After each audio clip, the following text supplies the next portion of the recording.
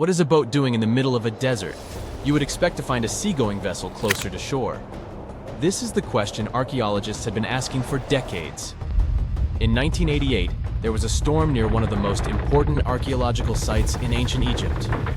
A wooden structure emerged from the sand. It was hollowed out by termites. Scientists were determined to solve its mystery. In 2000, they began excavating the site near Abydos, Ubidos. An American team of experts soon discovered a boat that was 70 feet long, and it wasn't alone. In total, there were 14 boats neatly resting next to each other. It was impossible to completely dig out the boats because of their poor condition. Luckily, the wood was preserved enough to get a sample. Analyses revealed that the boats were around 5,000 years old, the oldest fleet in human history to this date. The time of their construction predates the pyramids at Giza by half a millennium. Each ship of the fleet rested in a vault that matched its dimensions. The room was roughly a third of the size of a tennis court. It had mud brick walls that featured more than 120 drawings of boats. Ancient Egyptians incised them on whitewashed walls that were excellently preserved. Scientists have known about these mysterious chambers for well over a century. 1901, 1902. A British archaeologist, Arthur Weigel, stumbled upon a strange structure west of the River Nile. His team caught a glimpse of the interior walls. Sadly, a section of the roof collapsed, so they had to call off further exploration. Researchers abandoned the site, but its location remained on the maps. The boat's position first led scientists to think that they rested on a bank of the mighty Nile. But there was a problem with this theory. Today, the river flows almost 7 miles west of Abydos. Further studies of the surrounding terrain showed the Nile didn't change its course throughout history. Also, if the boats floated near a dock, they would be in unstable positions. The 14 vessels at Abydos were perfectly parallel to each other. There was only one conclusion possible. Someone had deliberately placed them like that. They must have gone through a lot of effort. Each boat had enough room for up to 30 rowers. These vessels could really float. They weren't models, but scholars still don't know if they actually sailed any body of water in ancient Egypt. This doesn't diminish the importance of the find. Previously, archaeologists found only small-scale models. In King Tut's tomb alone, there were 35 boat models. For a long time, these figurines were the only clues as to how ancient Egyptian vessels looked like. The boat's design confirms that they were the real deal. They are the earliest surviving examples of something called built boats. Ancient people constructed primitive vessels by hollowing out large tree trunks.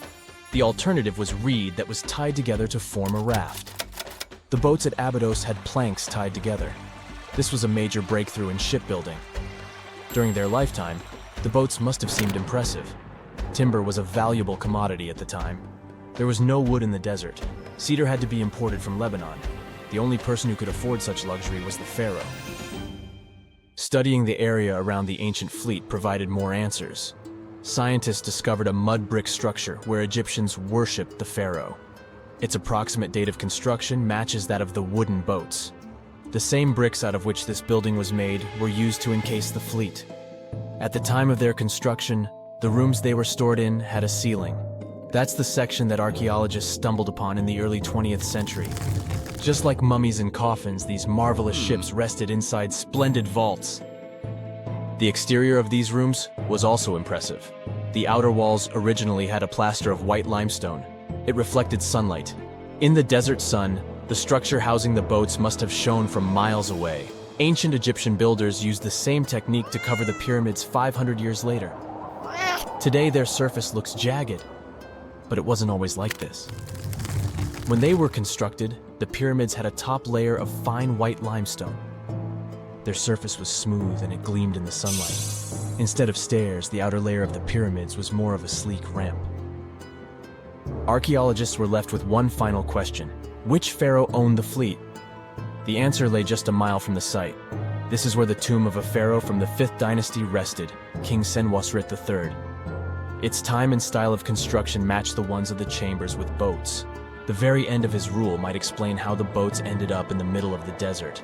The pharaoh probably passed away in northern Egypt. Then his body was transported down the Nile to Abydos in a marvelous procession of decorated boats. The vessels were later lowered to chambers near the final resting place of their owner. This had a symbolic meaning. In the ancient Egyptians' belief system, ships played a key role. Their supreme deity was Ra. He traveled through the sky during the day in the form of the sun. At nighttime, he sailed through the netherworld in a solar boat. The pharaoh identified himself with Ra. That's why he needed boats in the afterlife. That was the only way to regenerate himself. Just as the sun rises every day above the horizon. This belief existed for thousands of years. The more famous Pharaoh Khufu also had a ship. Scientists found it in 1954 next to his pyramid at Giza. It is some 4 centuries younger than the fleet at Abydos, but Khufu's ship was almost 2 times longer. The Great Pyramid of Giza and King Tut's tomb are some of the most famous archaeological finds in Egypt. But there are many more secrets hiding beneath the endless sands of the Sahara Desert. Recently, 2020, archaeologists found a lost city there. They have labeled it as the most important discovery since King Tut's tomb, 1922. The city of Aten is some 3,000 years old. Historians hope it will give them a unique insight into the everyday life of ancient Egyptians. The famous archaeologist and Egyptologist Zahi Hawass proclaimed the site a lost golden city. Aten sits some 300 miles south of Egypt's capital, Cairo. It is close to the famous Valley of the Kings. Archaeologists first found sections of mud brick walls that spread out in all directions. They discovered complete rooms with tools of everyday life inside. The research team unearthed a bakery, a residential neighborhood, and an administrative district. They all date back to the time when the Egyptian civilization was the wealthiest in its long history. They were also the first to make objects from iron. In 1911, scientists found a set of iron beads near a village in Lower Egypt, El Girza. These are the earliest known iron artifacts. The discovery is literally out of this world. Ancient people made them by beating into shape a piece of a meteorite. The 9 beads were once part of an ornate necklace. They are now blackened and corroded, which is perfectly normal for a piece of jewelry that is over 5,000 years old. They consist of an iron-nickel alloy. Researchers were impressed by the skill of ancient jewelers who processed the beads. Their craftsmanship is more impressive when you think that they didn't know the stellar origins of the material. The Great Pyramid of Giza also has a remarkable feature. An international research group investigated the electromagnetic response of the structure to radio waves. They found that the pyramid has the ability to concentrate electromagnetic energy inside it. This occurred inside its chambers as well as under the pyramid's base. It contains an underground, unfinished chamber. It seems that the electromagnetic response is connected with the properties of limestone, the Great Pyramid's main building material. The research results might have a practical application. The way solar cells and nanosensors function could be improved by this remarkable find. It's 1898, and you're taking part in excavations in Saqqara. This place, not far away from Cairo, is full of ancient tombs and pyramids. You're in your Indiana Jones mood and hope to find something really phenomenal to become famous. Gold, manuscripts, treasure maps, mummies of famous pharaohs. Wait, a wooden bird? You're really disappointed as it looks like a regular toy. An old one, but still. Little do you know that years later, someone would propose that your bird was actually an ancient monoplane. So the artifact, nicknamed the Saqqara bird, is made of a sycamore tree. The birdie has a wingspan of just 7 inches and weighs around 40 grams. A perfect original souvenir from Egypt, I would say. It's over 2,000 years old and looks pretty plain, without any carvings of feathers or other intricate ornaments. It has a beak and eyes though, which makes our find look like a hawk, the emblem of the deity Horus. Its tail is rather unusual as it's squared, looks weirdly upright, and it seems like the sunken part of it was the place for a now missing piece. Humans love solving a good mystery, so there have been several attempts to explain the use of the birdie. First, quite simply, is that it was a ceremonial object. The second idea is that it was a toy for a child from some well-off family. It could have been some sort of boomerang, which was a popular concept in ancient Egypt. Then there was a theory that the bird had been used as a weather vane. But this one has been debunked as the figure doesn't have any holes or markings, except for the one made at the museum in Cairo to fix the exhibit on a stick. So there was no way to hang it in the past. Almost a century after the bird was found, Egyptologist Dr. Khalil Masiha proposed a new theory that it could have been a model of a monoplane. He believed the bird was missing a horizontal tailplane. Otherwise, it had its wings set at a right angle, similar to that of modern planes. It could have worked to generate the aerodynamic lift necessary for flights. Dr. Masiha also claimed that it was common at that time to place miniature models of technological inventions in tombs. So, did the ancient Egyptians really invent the plane in 200 BCE? That would make the Wright brothers, who are considered the inventors of aviation, really upset. They made one of their first flights only in 1903. There's just one way to know for sure, and that is to test the model. But you know, the ancient museum in Cairo would unlikely let one of their cherished exhibits fly around like a toy. That's why glider designer Martin Gregory built a similar model, this time of balsa wood, and concluded that even with the missing tailplane, the plane wasn't much of a flyer. Case solved? Not really. This didn't sound convincing enough to the History Channel, so they invited an aerodynamics expert to build another replica of the bird. He tested it in weather conditions similar to those in Egypt and was impressed with the little plane's abilities.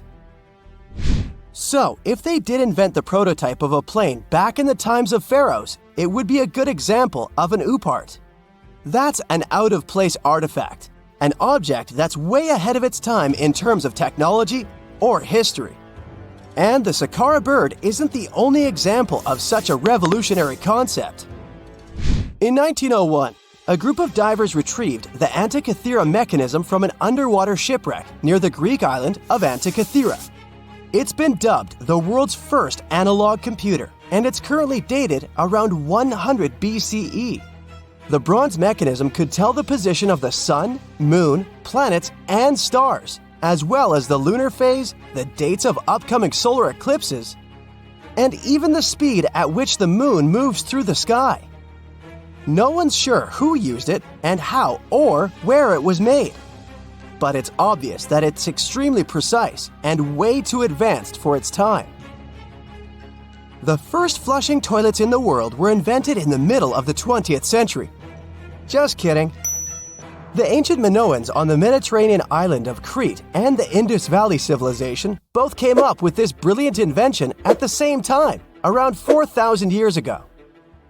The plumbing and sanitation were so well done that no one managed to design anything better until 2,000 years later.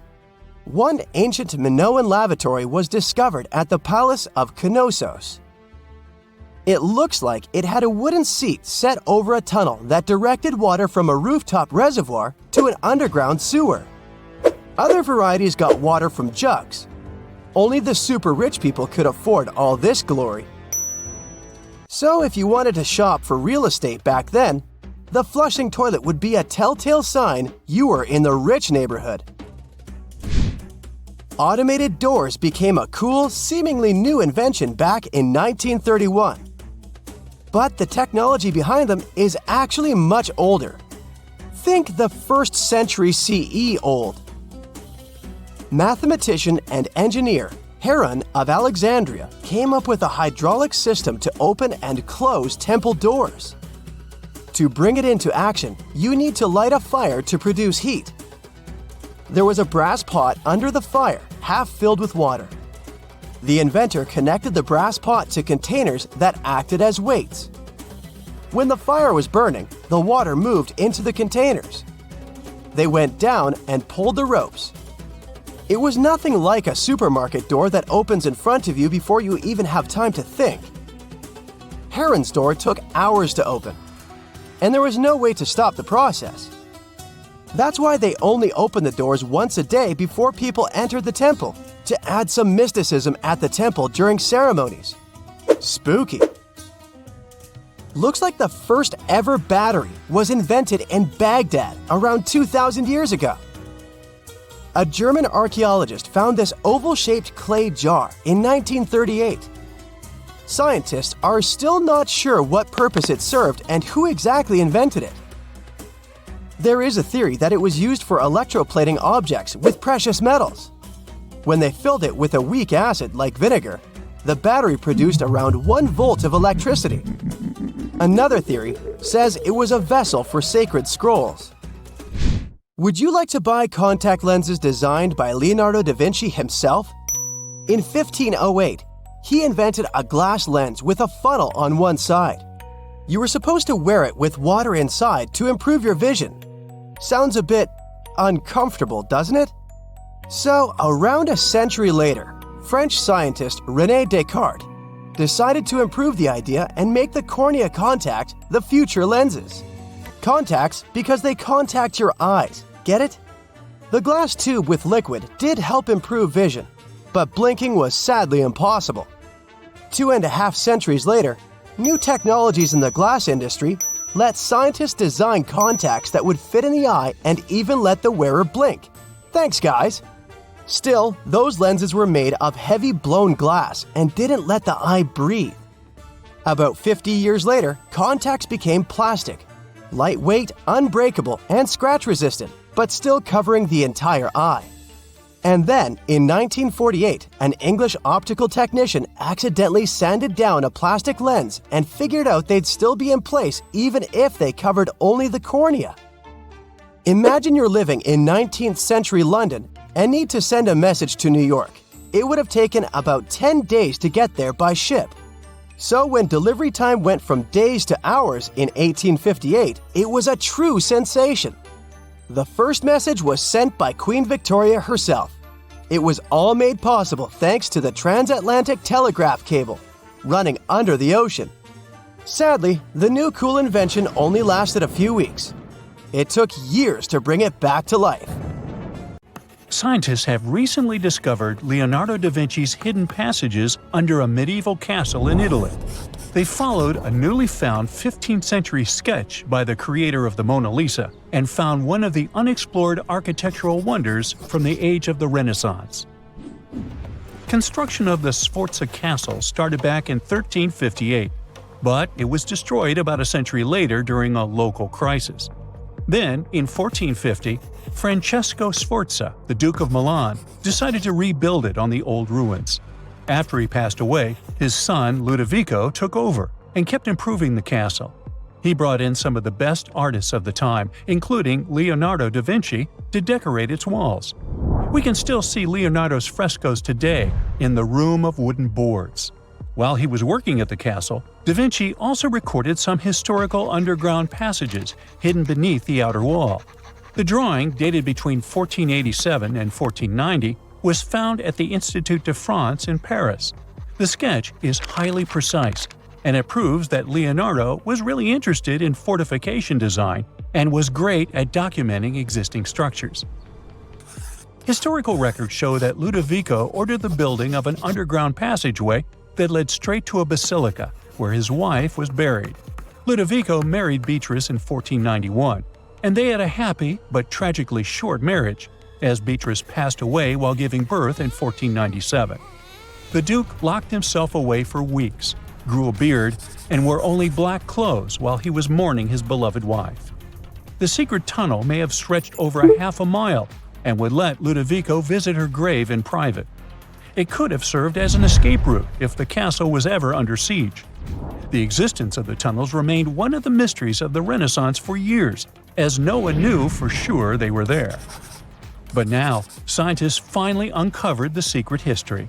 They used a combination of ground-penetrating radar and laser scanning to build up an accurate 3D model of all the structures under the castle.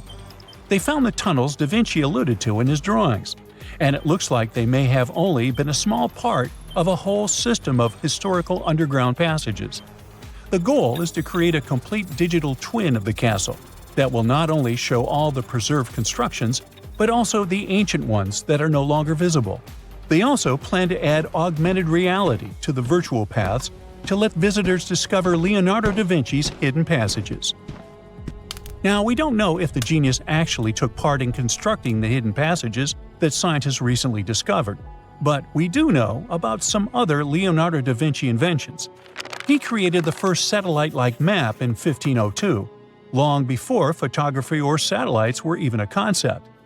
A famous figure in Italy, Cesare Borgia, invited Leonardo to a small town called Imola, near Bologna, to create a highly detailed map for him. Back then, maps were not very precise, as no one had figured out how to show exact distances on a smaller scale. Instead, people spent a lot of time decorating them with dragons, roses, fancy castles, mountain ranges, flowers, and other artistic details. These maps look more like beautiful paintings meant to be displayed, rather than practical tools for navigation. But Cesare Borgia wanted something truly functional, and Leonardo managed to create something revolutionary in the field of cartography. If you compare satellite images of Imola today with Leonardo's map, the similarities are striking. He captured every alley, curve of the streets, roadways, and even the exact sizes of the buildings. And he did it all by hand, using just a pencil, ruler, compass, and several of his own clever inventions. To gather all the necessary data, the genius walked through the streets for weeks using a large wheel that spun as he moved, recording the distance with a cable. Using the magnetic compass, he determined precise directions. He also developed a tool called the bussola, which measured angles inside a circle. With this, he could track the exact turns of each street and the size of the intersections. He figured out the distances between houses and major roads. Then, back at home, he used his notes and calculations to draw the map to scale with incredible precision. In his work, Da Vinci also used a technique developed by Florentine humanist Leon Battista Alberti. He created a mapping method where you could place an entire city inside a circle using polar coordinates. At the center of the city, 8 straight lines met, representing the main directions of a compass. Leonardo used this system to divide the town into 8 sections. He didn't overlook even the smallest buildings, which made his map one of the most advanced of its time. The Italian genius had a big dream to build a machine that could let people fly.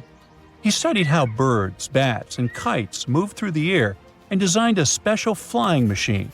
He believed that if he could copy their movements, humans might be able to soar like them. Da Vinci's design looked a lot like a bat, with 2 large pointed wings that stretched over 33 feet wide.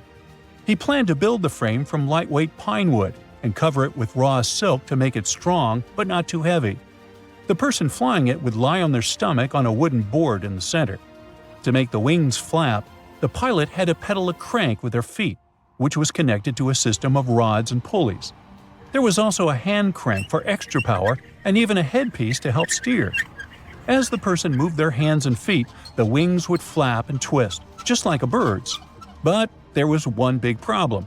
Humans aren't strong enough to make the machine lift off the ground. Even though it might have worked once in the air, there was no way for a person to get it flying on their own. Leonardo probably realized this, but his amazing idea still inspired flying machines that came centuries later.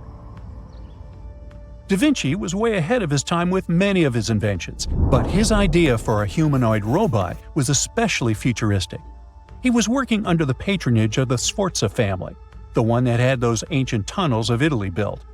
The genius designed a mechanical knight that could move its arms, turn its neck, and even open and close its mouth.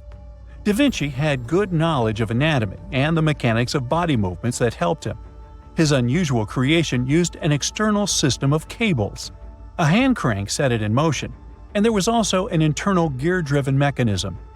About 450 years later, Da Vinci's detailed sketches of the robotic knight were rediscovered in the 1950s. Several researchers tried to recreate the robot from those sketches. In 2002, a roboticist who developed systems for NASA and Lockheed Martin took inspiration from the old notes and built a functioning model of Da Vinci's robotic knight. Another design Leonardo created for Duke Sforza was a special kind of bridge that could be taken apart and carried easily. It was made for defense forces who needed to cross rivers or moats while traveling. This bridge would swing across the water and land on the other side. It had wheels and used a rope and pulley system, so it could be set up quickly and packed away just as fast. To keep it steady, it even had a special weight to help balance it. Leonardo wrote in his notes that the bridge was light yet strong, and he designed several bridges like this for the Duke. One of his other designs was a bridge that could be built very quickly, and the defense forces would move across multiple rivers. As scientists continue to study Leonardo da Vinci's hidden passages, they reveal new chapters in human history. Who knows what other unexplored architectural structures they will find?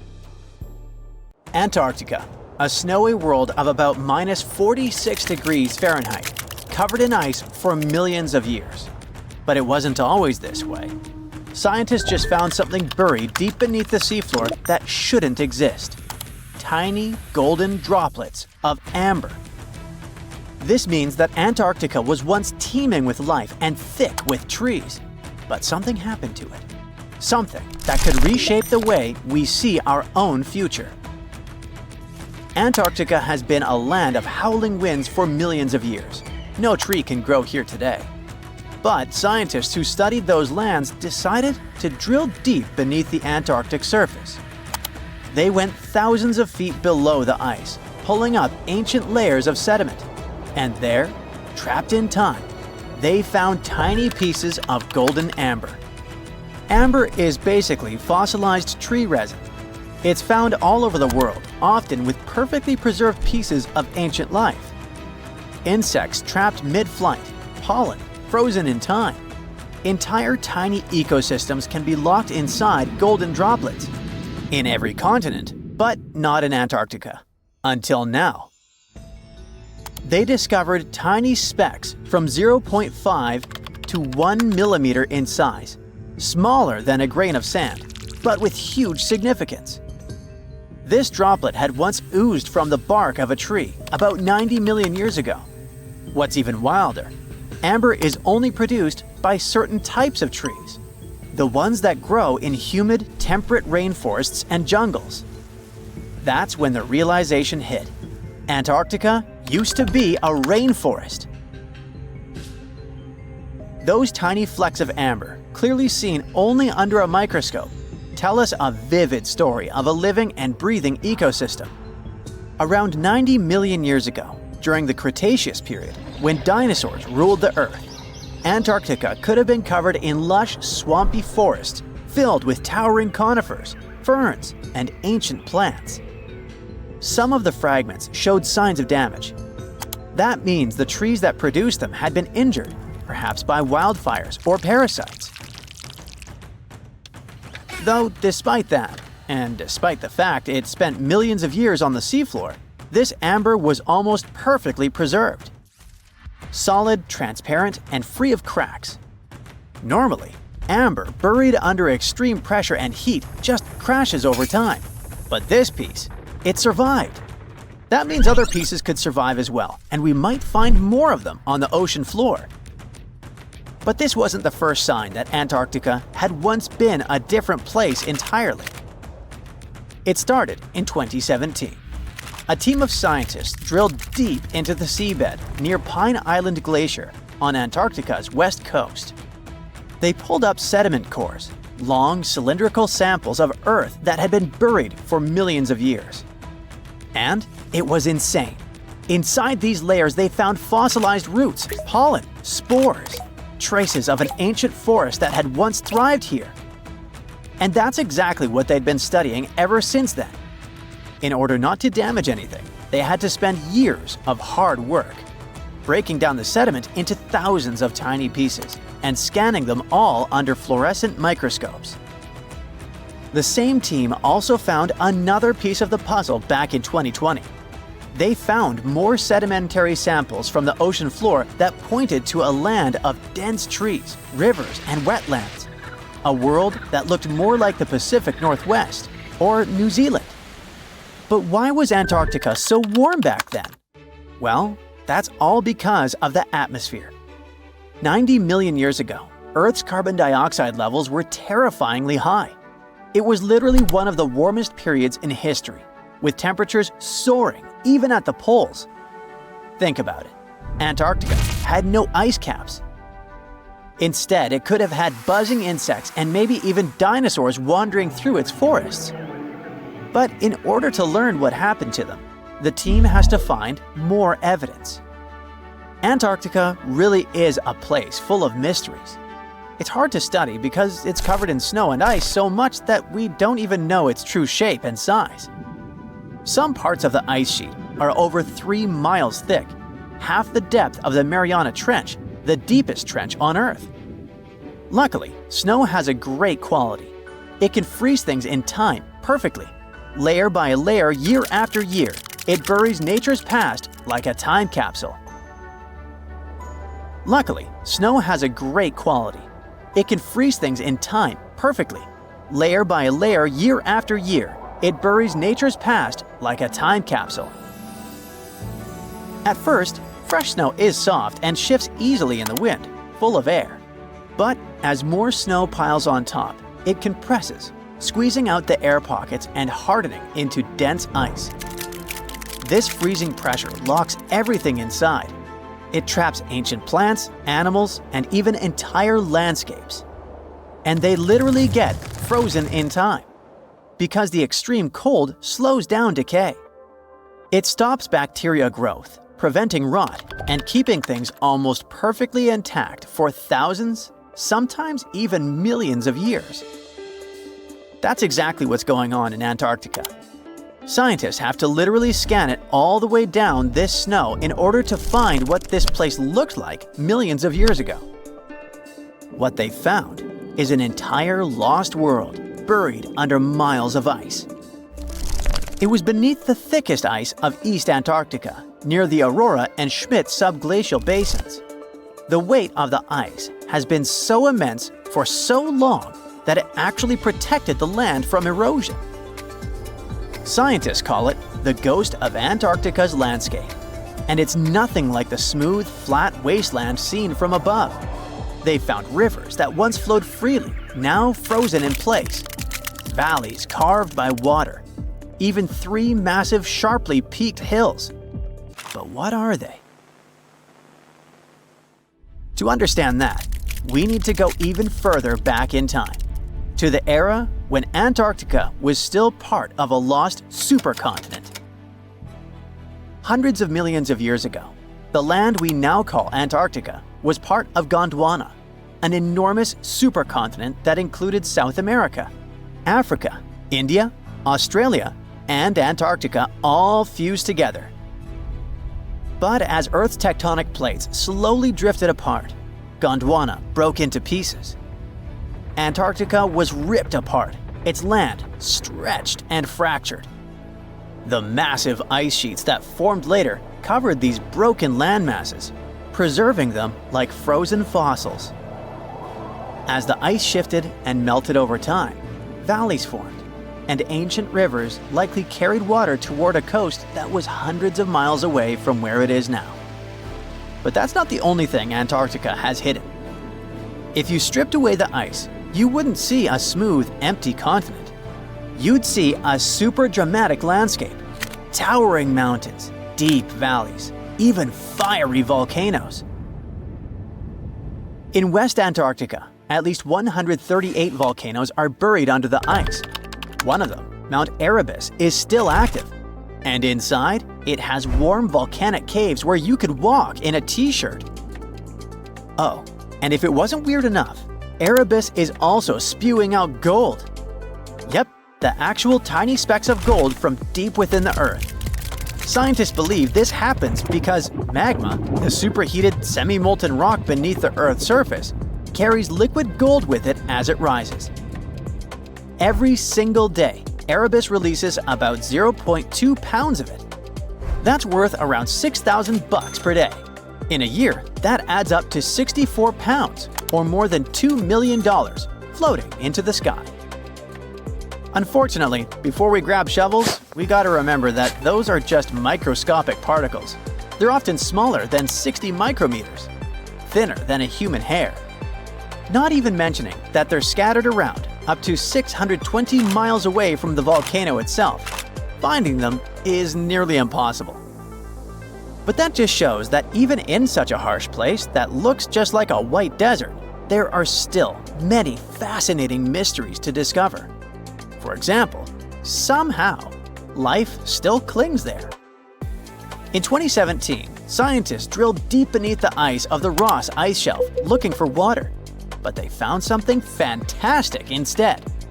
A river hidden beneath 1,640 feet of ice, running through the dark. And inside it, hundreds of tiny shrimp-like creatures. They swarmed around the camera, blocking the lens, welcoming the scientists. In deep caves beneath the ice, DNA evidence has also shown traces of moss, algae, and possibly even unknown tiny animals. So, turns out, even in one of the harshest places on Earth, life finds a way. And who knows what else we'll discover in the South Pole? In the northeast of Thailand, a family of enormous stone whales swim through a forest. These aren't real whales, of course. They're actually a part of a 75-million-year-old rock formation. A long time ago, this part of Thailand was just a desert. The movements of the Earth's crust pushed sandstone up to create these fascinating mountains. Reachable by anyone willing to spend a day hiking up the network of trails, this landmark is becoming increasingly popular with tourists.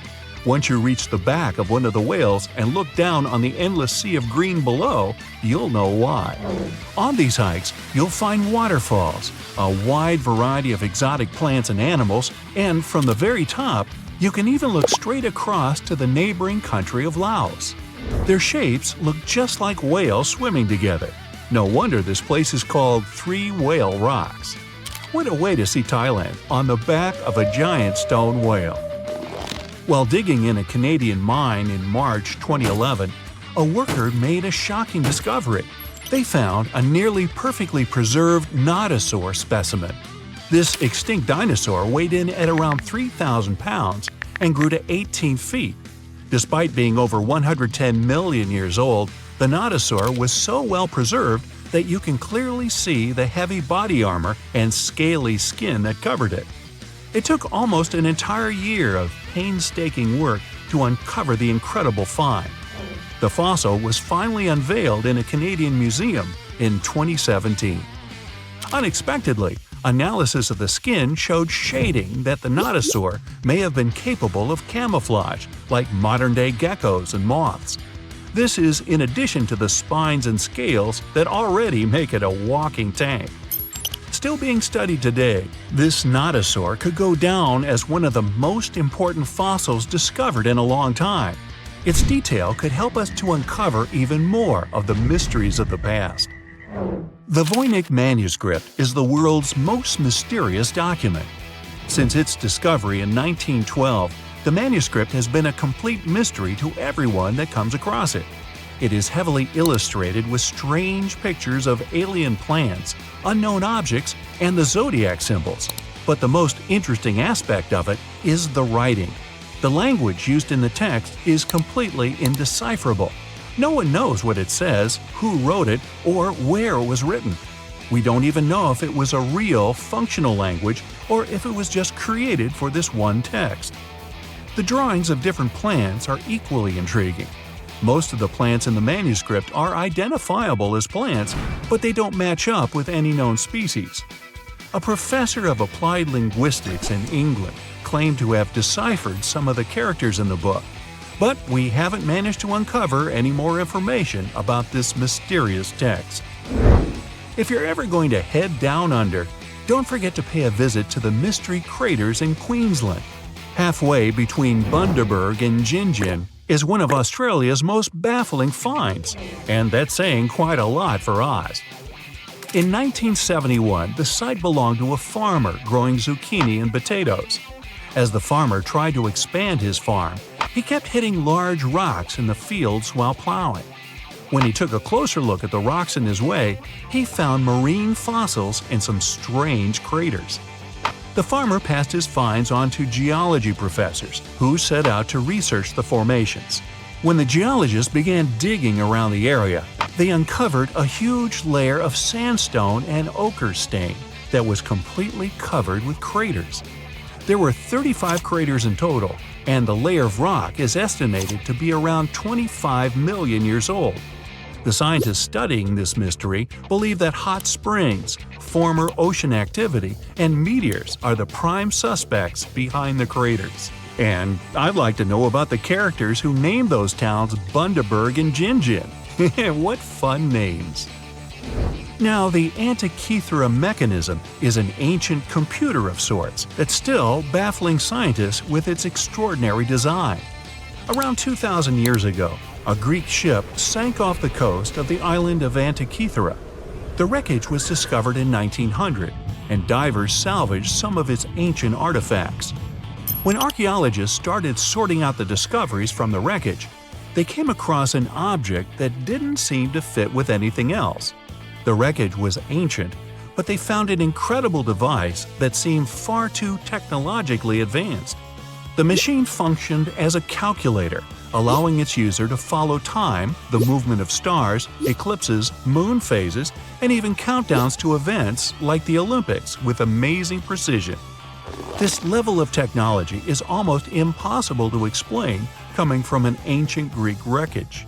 No mechanism would come close to the machine until the 14th century, when geared clocks began to be built in Europe. How was the device, created so long ago, 1,400 years before its time? Could the sinking of the Antikythera and the loss of the calculator have held the development of technology back by hundreds of years? Meanwhile, the Caucasus Mountains near the Black Sea are one of the few areas of Europe that haven't experienced much human impact, even though most white-skinned people in the world are referred to as Caucasians. Despite this, archaeologists have found many ancient megalithic structures in the area. The house-like structures, known as dolmens, contain jewelry, bronze tools, and assorted pottery. Archaeologists don't know who built them, why they built them, or what their true purpose is.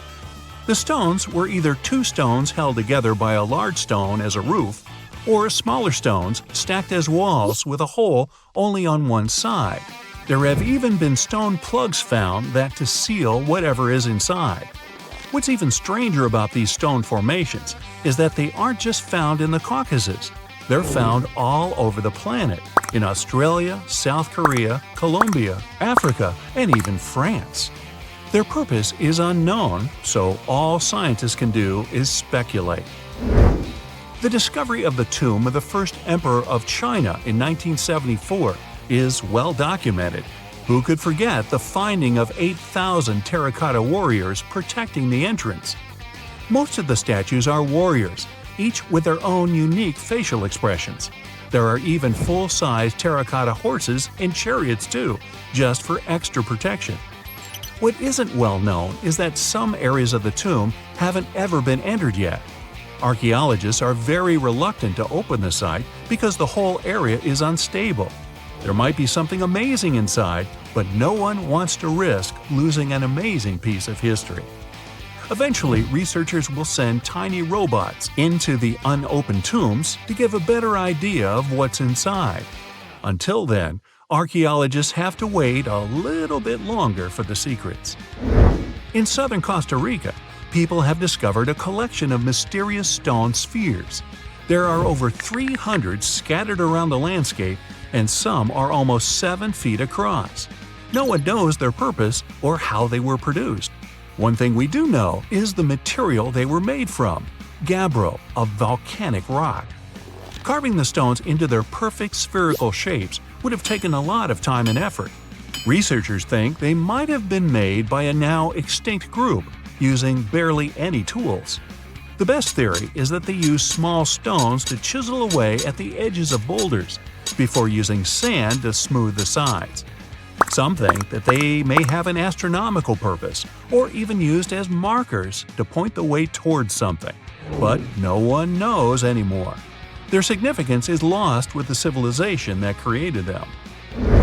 Off the southern tip of Japan, and 75 miles from Taiwan, lies the Yonaguni Formation. A local diver first noticed these formations in 1986 while searching for new dive sites to take tourists. Seeing the large steps that resembled a pyramid, he thought he discovered an underwater city. Some archaeologists believe that the structures could have been signs of a fabled Pacific civilization, like Atlantis, that vanished beneath the waves thousands of years ago. There are also reports of marks in the stone, suggesting quarry work. Some people even claim that there were faded images of humans and animals carved into the stone. None of this is backed with much evidence, though. Most experts believe that the formation is natural, and the symmetry of the rocks has been overstated. They are not as straight as reported, and it appears to be solid natural rock, rather than carved blocks. In other words, the resemblance to a sunken civilization is just a coincidence. In Turkey, archaeologists believe they might have found the oldest known architecture in the world, over 10,000 years old, according to experts. Found in an area that used to be home to ancient farming communities, these monoliths, which stood up to 18 feet high, were likely used for social events and rituals. Not much is known about them, though. These large stone structures seem to be human-shaped, with images of animals carved into them. Nearby, researchers have found signs of domestic housing, suggesting that these amazing monuments might have signaled the start of the move towards modern civilization. The Kimbaya artifacts are some of the most interesting artifacts ever found. The most curious thing about them is how closely they seem to resemble modern airplanes. They're so aerodynamic that modern scientists believe they might even be able to be used as blueprints for a functioning aircraft. In 1994, two aeronautical engineers created larger-scale models of these artifacts. They proved that the designs fly, with a little help from modern engines. What's really astonishing is that these objects are possibly thousands of years older than the first airplane by the Wright brothers. Just another one of our world's fascinating mysteries. Being afraid of the ocean is a very understandable fear. We have it in our genes. In the past, humans had to avoid certain dangerous situations, like big animals and deep bodies of water, in order to survive. Plus, we've only explored 5% of the oceans, so we never know what we can stumble upon there. In regular conditions, GoPro is just a camera. But if you find it lying at the bottom of a 400-foot pit in the middle of the Caribbean Sea, that will make your blood run cold. I know 400 feet may not seem like much, but a person who is deep diving for fun usually can swim from 59 to 98 feet deep only, unless they're a professional diver. But say you made it to that pit and retrieved that GoPro. That would have still been fatal to you. In this specific hole where the camera was found, there would be a layer of hydrogen sulfide, a very dangerous and foul-smelling gas, at the mark of 300 feet. The gadget was 100 feet lower, alongside its owners, two long-lost explorers. To this day, very few people manage to dive this deep and go back unscraped. In fact, the deceased explorers were found only with the help of submarines. Now, you might be curious about the content of the GoPro. In stories like this, we expect proof of foul play or sinister footage. But the only thing found there were the images of happy times the explorers had during their trip. A sad ending to a vacay. Now, in deep waters, you can also find many species that seem to be otherworldly, but in a cute and interesting way, like the alien sponge. This fun little fella is a sponge first seen near the Mariana Trench in 2016. It's actually part of an ecosystem dubbed Forest of the Weird. Okay, this makes it sound a bit creepy. And what adds to the weirdness is the fact that the alien sponge had two little holes that resemble little eyes, so like it's peeking at you. Ah, another fun fact? The skeleton of this type of sponge is made of glass. And if you're afraid of cockroaches, I'll let you take a deep breath here. Ready? Cool. Because on the ocean floor, there are more than 20 different types of giant isopods, beetle lookalikes, that can be as big as 14 inches. Yikes! But fear not, these guys usually roam the ocean floor for food. So, unless you dive 7,000 feet, which we've just seen is not possible, you won't run into them. Now, despite the horror movie name, the bloody belly comb jelly is actually a fascinating creature you can also find in the ocean. They live in the twilight zone of the ocean, which is between 820 and 4,900 feet below sea level. Pretty far from where you usually soak your feet. But what's so cool about this jelly is its color. Because in the twilight zone, the light is very scarce. Many animals either emit a faint glow, like the anglerfish, or create a camouflage. The jelly here is blood red because, in the pitch-black darkness of the ocean, other animals won't see it digesting colorful bioluminescent prey inside its stomach. Besides, the jelly has a row of combs that spark a very beautiful iridescent light. Beautiful and lethal. Humans also have their fair share of contribution to the weird fest that is the ocean floor. Depending on where you swim, you might just find parts of rocket engines used during the Apollo program. Now, when a rocket is launched into space, parts of it are dropped into the ocean where it runs out of propellant, making the rocket itself lighter. And a part of the Apollo 11 rocket engine, yes, that one that first took humans to land on the moon, was actually recovered from the ocean after more than 4 decades. And you can see it at the Museum of Flight in Seattle. Not a space fan? Well, there's something for the Oregon Trail lovers too. There are 2 locomotives living their best lives, or worst, depending on your point of view, just off the coast of New Jersey. They're from the 1850s and are sitting under 90 feet of water. They probably fell off of a transportation ship during a rough storm, or were intentionally pushed over the barge so that the ship didn't sink. Most of these things can only be seen while diving, but worry not. Even if you have a lingering fear of the deep ocean, you can still find weird things by simply walking on the beach. Look at these bizarre Garfield landline phones washed away in Brittany, France. The French have been having bizarre encounters with the sarcastic orange cat since the 80s, and it took about 30 years for French farmer René Morvan to come forward with a simple explanation. A shipping container with Garfield merchandise got stranded in the sea, only to find its final resting place in a sea cave. We bet Brittany locals are still haunted by the creepy smile of that landline phone.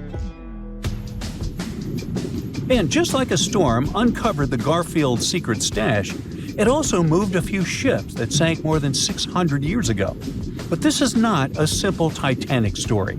It actually sounds more like Pirates of the Caribbean, because when the storm moved those old ships, authorities from Caesarea found 2,000 gold coins, some silver and bronze coins, gemstones, and rings. It was a bigger treasure than a dragon could hoard. But don't get your hopes up. Even though most of the underwater archaeological zones in this region are open to divers, these treasures are safely tucked away in a museum. Speaking of pirates, and I was, another weird thing you can find chillin' in the ocean is the pirate city of Port Royal, Jamaica. In 1692, the city was devastated by an earthquake, followed by a tsunami. A really bad twofer. But the good news is, you can still visit it today, well, scuba diving, that is. This is actually not the only sunken city in the world. There's also Thonis Heracleion in Egypt, which is not at the bottom of the sea per se, but at the mouth of the Nile River. There's also Baiae, a Roman town built atop a supervolcano. Now, you might be thinking Baiae had the same fate as Pompeii, but guess what? The floor actually sank and the town went down with it. So, have you ever heard of underwater crop circles? Back in 1995, divers in Japan spotted perfectly round circles formed in the sand. They were 6 feet in diameter and looked like those crop circles from sci-fi movies. Scientists simply couldn't figure out what or who did it until they caught the culprit red-handed, a tiny male pufferfish only 4 inches long. This little guy uses its body and fins to draw circles and squiggles and decorates his creation with seashells and corals. It takes the fish about a week to do so. All this hard work is part of a mating ritual, and if a female pufferfish likes the art, she will lay her eggs there, right in the center.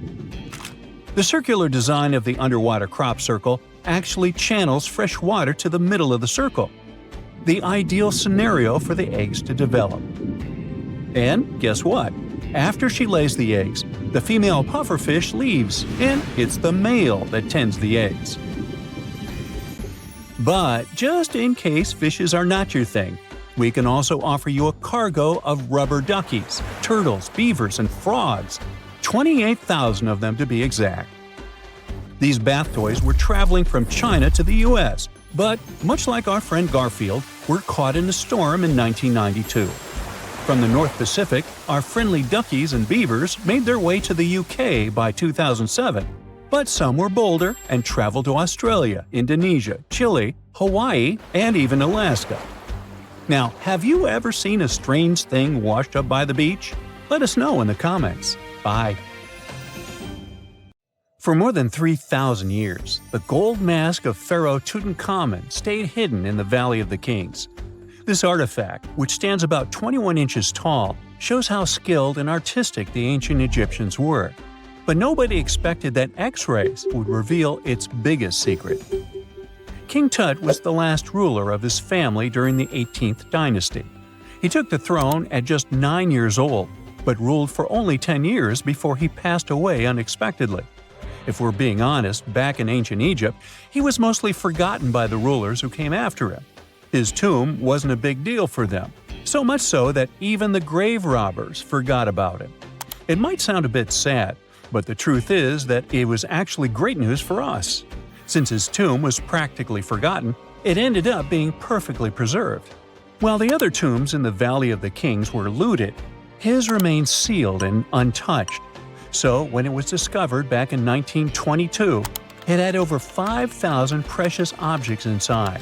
That made Tutankhamun basically an instant celebrity and one of the best-known pharaohs nowadays. Among the treasures was the most stunning piece, his golden mask. This mask is said to be an exact image of the king's face, or at least it was supposed to be, but we'll get to that later.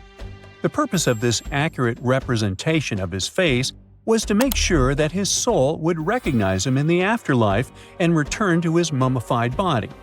In ancient Egyptian beliefs, this would allow him to continue living in the afterlife. The details of the mask clearly looked incredibly difficult to create, but people didn't realize how complex it truly was until many years later. The first X-rays of the mask were taken in 1967. Back then, the main reason for these scans was practical – conservation. The mask was heading to Paris for an exhibition, and it was the first time it had ever left Paris. This would help them keep track of any changes during the exhibit. Plus, the images could give clues about how the mask was made, but back then, they probably didn't fully realize just how complex its construction was. I mean, Egyptian goldsmiths didn't use modern soldering techniques. So, how did they make this mask?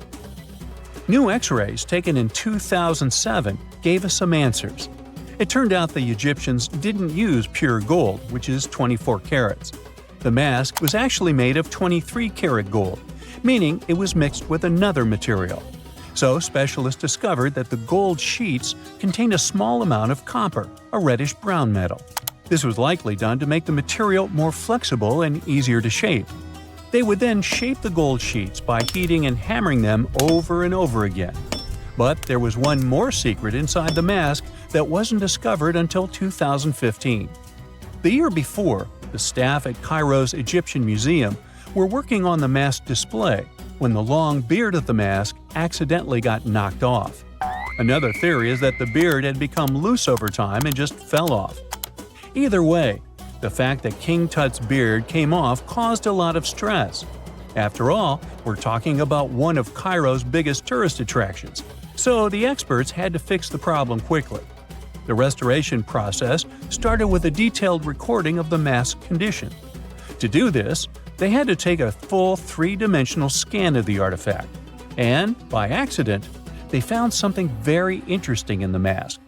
Inside the royal beard, there is a gold tube, an intriguing structure that the Egyptians likely used to attach the beard to the rest of the mask. And that proved, once again, that the process of making this mask was even more complex than experts thought. But the mysteries don't stop there. Remember how we mentioned that the mask was thought to perfectly represent King Tutankhamun's face? Well, that might not be entirely true. Some popular theories suggest the mask was never meant for him and was actually made for someone else. A study published in 2015 suggested the mask was originally made for a female pharaoh, his supposed stepmother, the famous and beautiful Egyptian queen Nefertiti. The biggest clue comes from an inscription on the mask. At first glance, it seemed to belong to Tutankhamun, but after a close examination, researchers noted that something else was actually written underneath King Tut's name. The royal name stamp seems to have been altered, and originally it had something written on it that translates to Queen Nefertiti. There is another feature of King Tut's golden mask that was overlooked for years, which adds even more mystery. As we mentioned earlier, experts believe he wasn't respected much by the pharaohs who came after him. And one of the clues that made archaeologists think this is the pierced ears on the mask.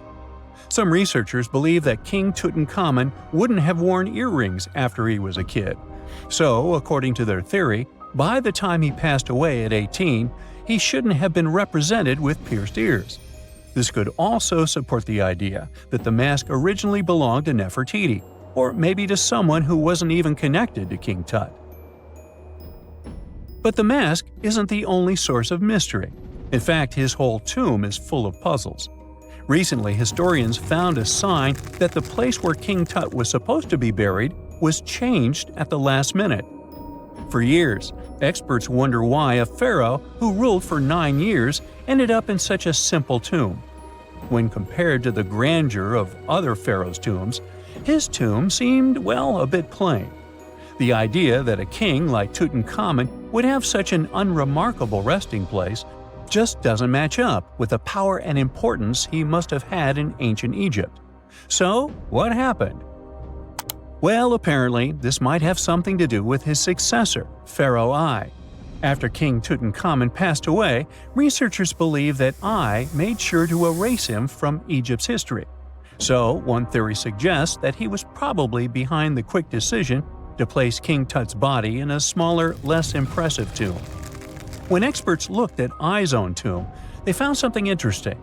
There is a large wall covered in painted baboons. This is the same type of artwork found in Tutankhamun's tomb. It seems like the same person might have chosen the artwork for both tombs. Now, the design and decoration of the two tombs are almost identical, suggesting there was a shared hand behind both. But there is one key difference. I's tomb is fit for a king.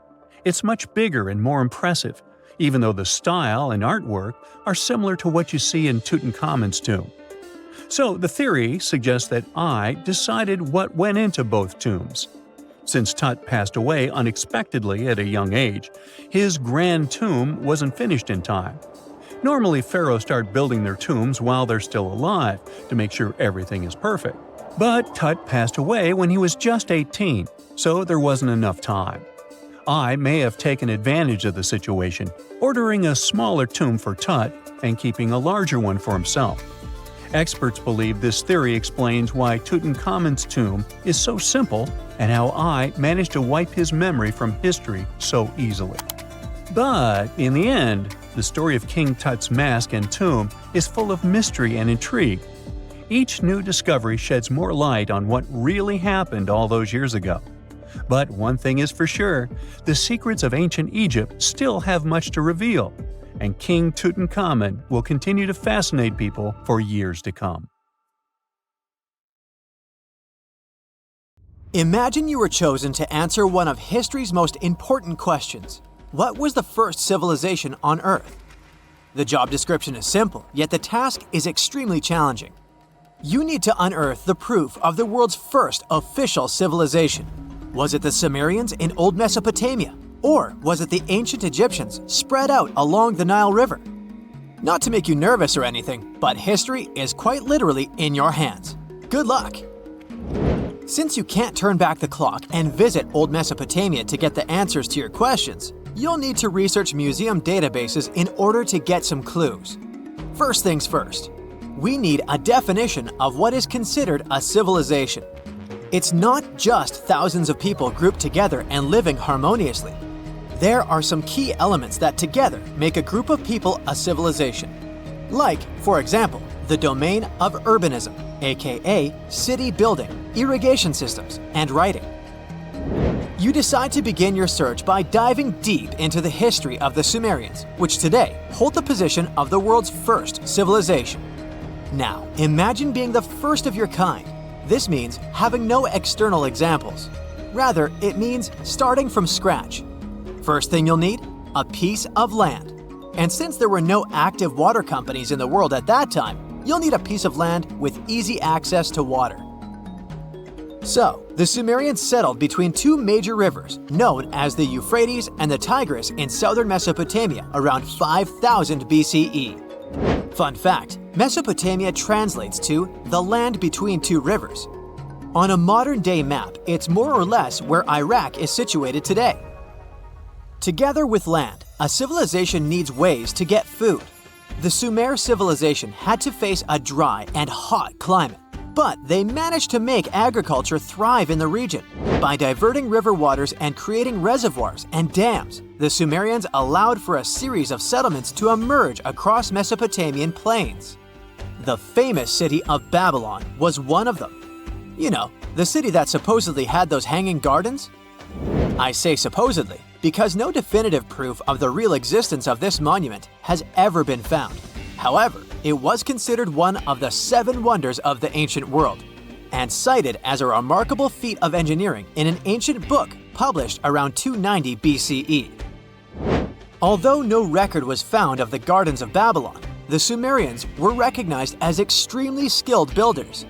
Their cities were filled with mud brick constructions, and the most impressive ones were known as ziggurats, stepped pyramids that were built for spiritual purposes. The Sumerians built a trade network to supplement scarce resources and started to exchange goods with civilizations rising nearby, like Anatolia and Egypt. The beginning of trade was what drove the Sumerians to develop what is believed to be the world's first writing system. It began as a simple system, likely dating back to 3400 BCE.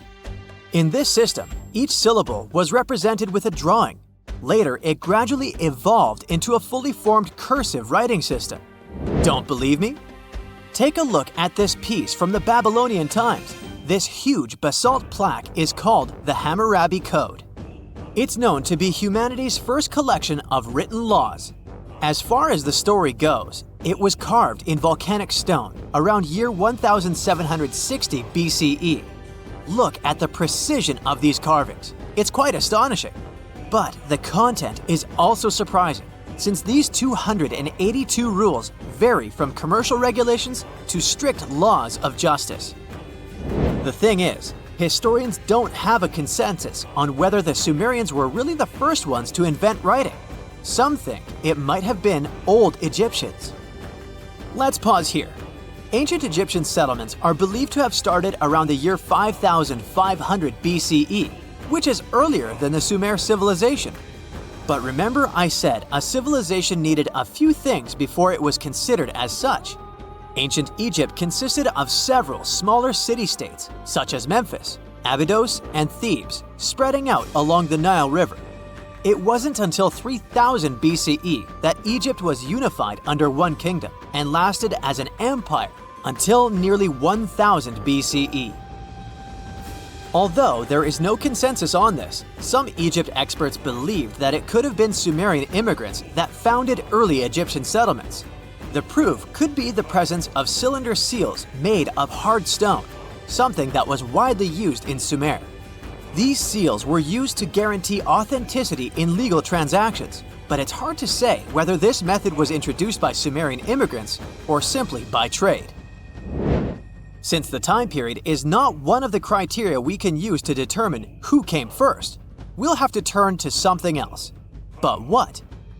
Like the Sumerians, the Egyptians were also highly skilled builders. Duh, they built the famous Giza pyramids and many others all over their territory. In order to enhance their building techniques, they delved into developing a more profound understanding of mathematics. They developed a new form of measurement called the cubit, which was the equivalent of an arm's length. The Great Pyramid, for instance, is 440 cubits per 440 cubits. They were also innovative astronomers, combining their mathematical skills with attentive astronomical observation. They were the first civilization to use a 24-hour division of the day. And they even created a solar calendar, which was the first dating system in history to feature 365 days in 1 year. Okay, it's undeniable how impressive they were. But some experts say that the dispute has to be settled through the comparison of their writing systems. Hieroglyphic writing, the first Egyptian style of writing, is said to date back to 3000 BCE. It was a composition of over 700 symbols, which were carved in stone. For a long time, researchers believed that the Sumerian writing had come before Egyptian, but in a recent discovery made by Yale researchers claims otherwise. Archaeologists have discovered a panel of 4 signs that are believed to have been written around 3250 BCE. Oh, and they've also found another rock drawing depicting a pregnant elephant that can date back to 4000 BCE. Now, there's also a third possibility that fewer people seem to mention: the Indus Valley Civilization, also known as Ancient India, located around the area of modern-day Pakistan and India. The Indus Valley Civilization is also a contender for the oldest civilization due to the uncertain historical origins of the Hindu collection of texts known as the Upanishads. The Indus Valley Civilization flourished around 3000 BCE, but records show that people in the Indus Valley were trading with Mesopotamians as early as 3500 BCE. Now, wait a minute. How is it possible? No, they weren't time travelers. This isn't a sci-fi movie. There already were agricultural settlements in the area that were slowly growing into bigger cities, such as Harappa and Mohenjo-Daro. Ancient Indian cities were sophisticated, filled with baked brick homes built in a grid system. These ancient cities even had draining and sewage systems that connected most homes and used gravity to carry waste outside of the city. They were pretty advanced. They were also an extremely religious civilization, and Hindu beliefs were at the center of their practices. Despite that, their cities weren't filled with spiritual buildings. Actually, Mohenjo-Daro's most important building was a public bath. Interesting, huh? Now, why can't we know if they were the oldest civilization on Earth? Even if some historians suspect that the origins of the Indus Valley people can be traced back to 5000 BCE, there is no concrete evidence of this, only speculation. The best proof we have is the Upanishads. The Upanishads are texts filled with philosophy, mantras, and ceremonies. The thing is, part of Hindu practices included memorizing and passing down the wisdom of the Upanishads in oral form. So it took a while before it appeared as a written script. Well, I'd say historians aren't really sure what was the world's first civilization. We can only guess at this point, but who knows what new discoveries might reveal. If someone finally invents time travel and you hop on a trip to the past, you won't recognize many of the things you know and love today. The Statue of Liberty and the Egyptian pyramids, some basic gadgets like the remote control and your laptop, and even the corn you have for lunch have all changed beyond recognition. When the pyramids were originally built in ancient Egypt and Giza and other places, they didn't look sandy brown at all. All of them were covered with white limestone. If you had seen them under the hot African sun, you'd have to look away. That's how smooth and shiny they were. Builders used around 6 million tons of this material for the Great Pyramid of Giza alone. It's the largest one you can still see on your trip to Egypt.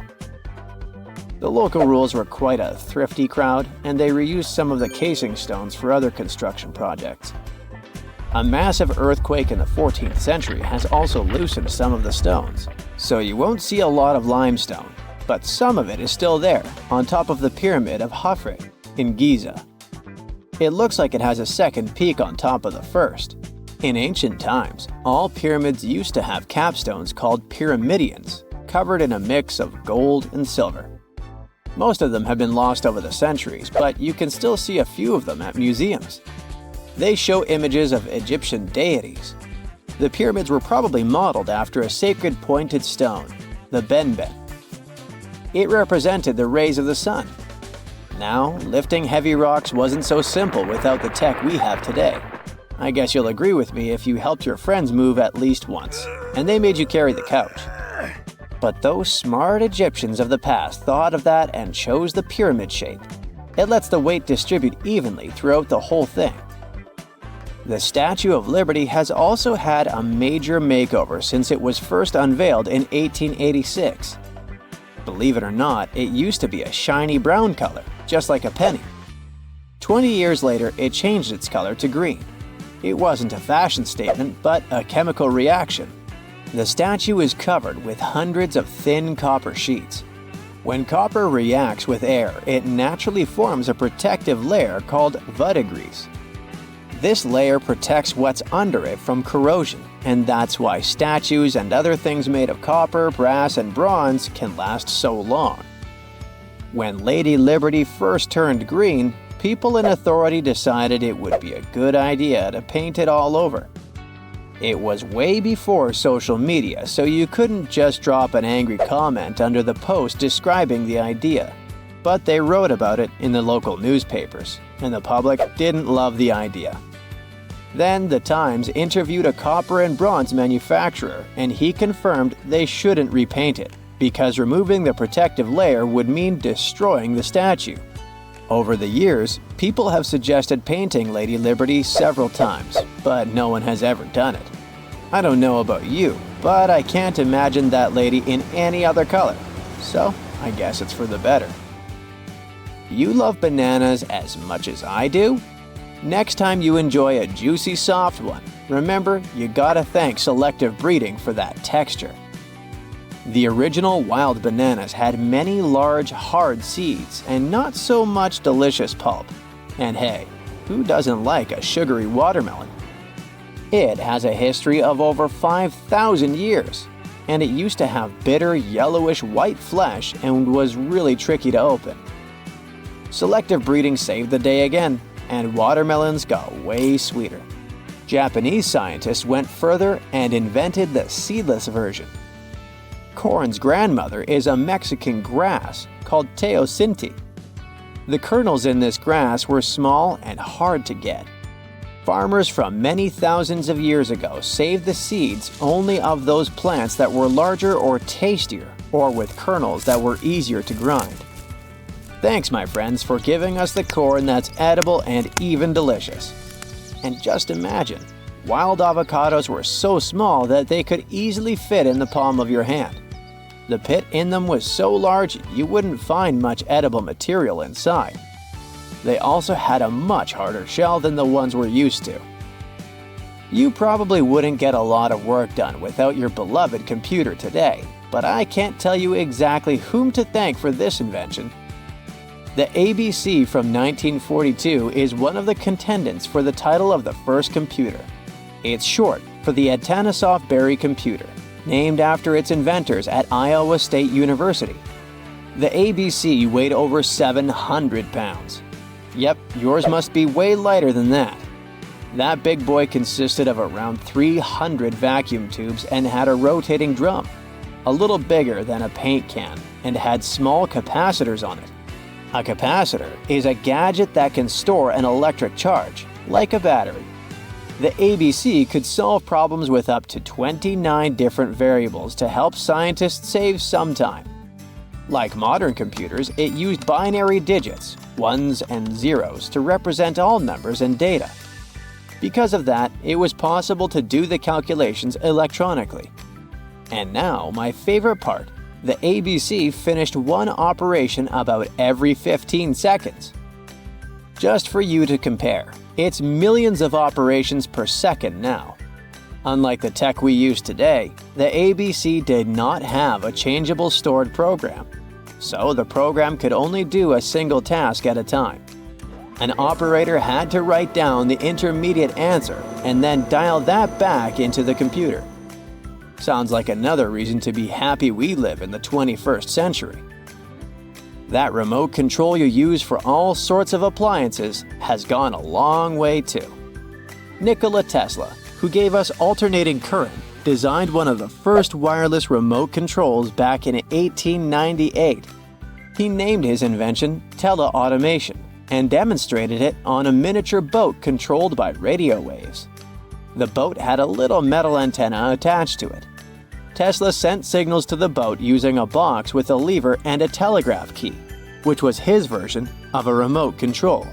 Those signals set electrical contacts on the boat into motion and moved the rudder and the propeller, and Tesla was controlling the boat.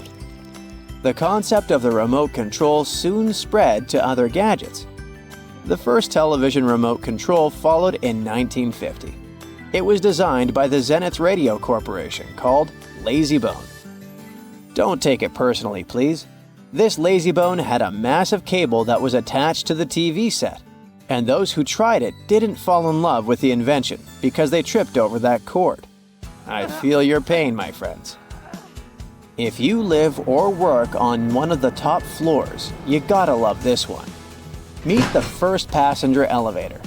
It traveled at the speed of 40 feet per minute. Not the fastest, I know, compared to today's record, which is 40 feet per second. But hey, it was built back in 1857 in New York and was more of a tourist attraction than a necessity. The elevator had a steam engine hidden in the basement of a 5-story building. 3 years later, they shut it down because the public didn't appreciate it. Otis Tufts filed the first patent for a vertical railway around the same time. His invention included an actual car with a bench inside for people to sit on. Sounds like a great spot to hang out with friends to me. What do you say? Then they started adding elevators to luxurious hotels around the world. They were entire rooms with a rich design, upholstered seats and mirrors on the walls, and sometimes even a small chandelier. There was an obligatory operator who'd close the door and the car would start its super slow ascent. It was still more about style than about speed, so I guess I'd choose the stairs.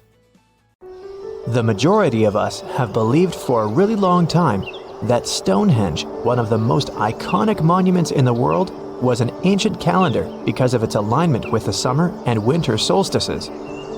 But no one could figure out how it really worked. Now, a team of researchers have come out with another study. It turns out that Stonehenge could have functioned like the solar calendar. It's a similar principle to the solar calendar ancient Egyptians used to have, the one based on a year composed of 365.25 days. Each of the stones from this big mysterious sarsen circle represented one day within a month. Sarsens are what we call these large boulders. It's actually a perpetual calendar, where people could track every winter solstice sunset. That way, those who lived near Stonehenge, which is today Wiltshire, UK, could keep track of the days and months of the year. We all now understand this mysterious calendar system because of this interesting discovery in 2020. The team has identified the source of 50 of the 52 sarsens that make up the iconic stone circle we all know about. They analyzed the chemical composition of these sarsens and traced their origins to the West Woods in Wiltshire, which is about 15 miles away from the monument.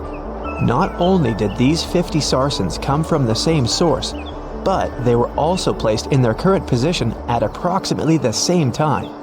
They make the outer circle of Stonehenge, together with a horseshoe-shaped inner ring. Near the center of the monument, there are smaller rocks, known as bluestones. The team traced the origins of the bluestones all the way to Wales. They also discovered that the sarsens share a common chemistry, over 99% silica with trace elements. Two sarsens were different from each other and also different from the main cluster. These sarsens were arranged in 3 different formations at Stonehenge. 30 of them formed this huge stone circle that dominates the monument. 4 station stones ended up in a rectangular formation outside the circle, while the rest, located inside the stone circle, were constructed into 5 trilithons. A trilithon is when you have 2 vertical stones with a horizontal lintel at the top. 30, 5, and 4 are pretty interesting numbers in the context of this calendar system. The 30 uprights that are spread around the main sarsen ring could represent days of the month. If you multiply that by 12, you get 360. Add on 5 more, those from the central trilithons, and the result is 365. And to really adjust the calendar to match a solar year, you need to add 1 extra leap day for every 4 years, right? The team believes the ancient people used the 4 station stones to keep track of this part. So, in this system, they paired the summer and winter solstice every year with the same pair of stones. Ancient people started building Stonehenge about 5,000 years ago, and it took more than 1,000 years to finish the work.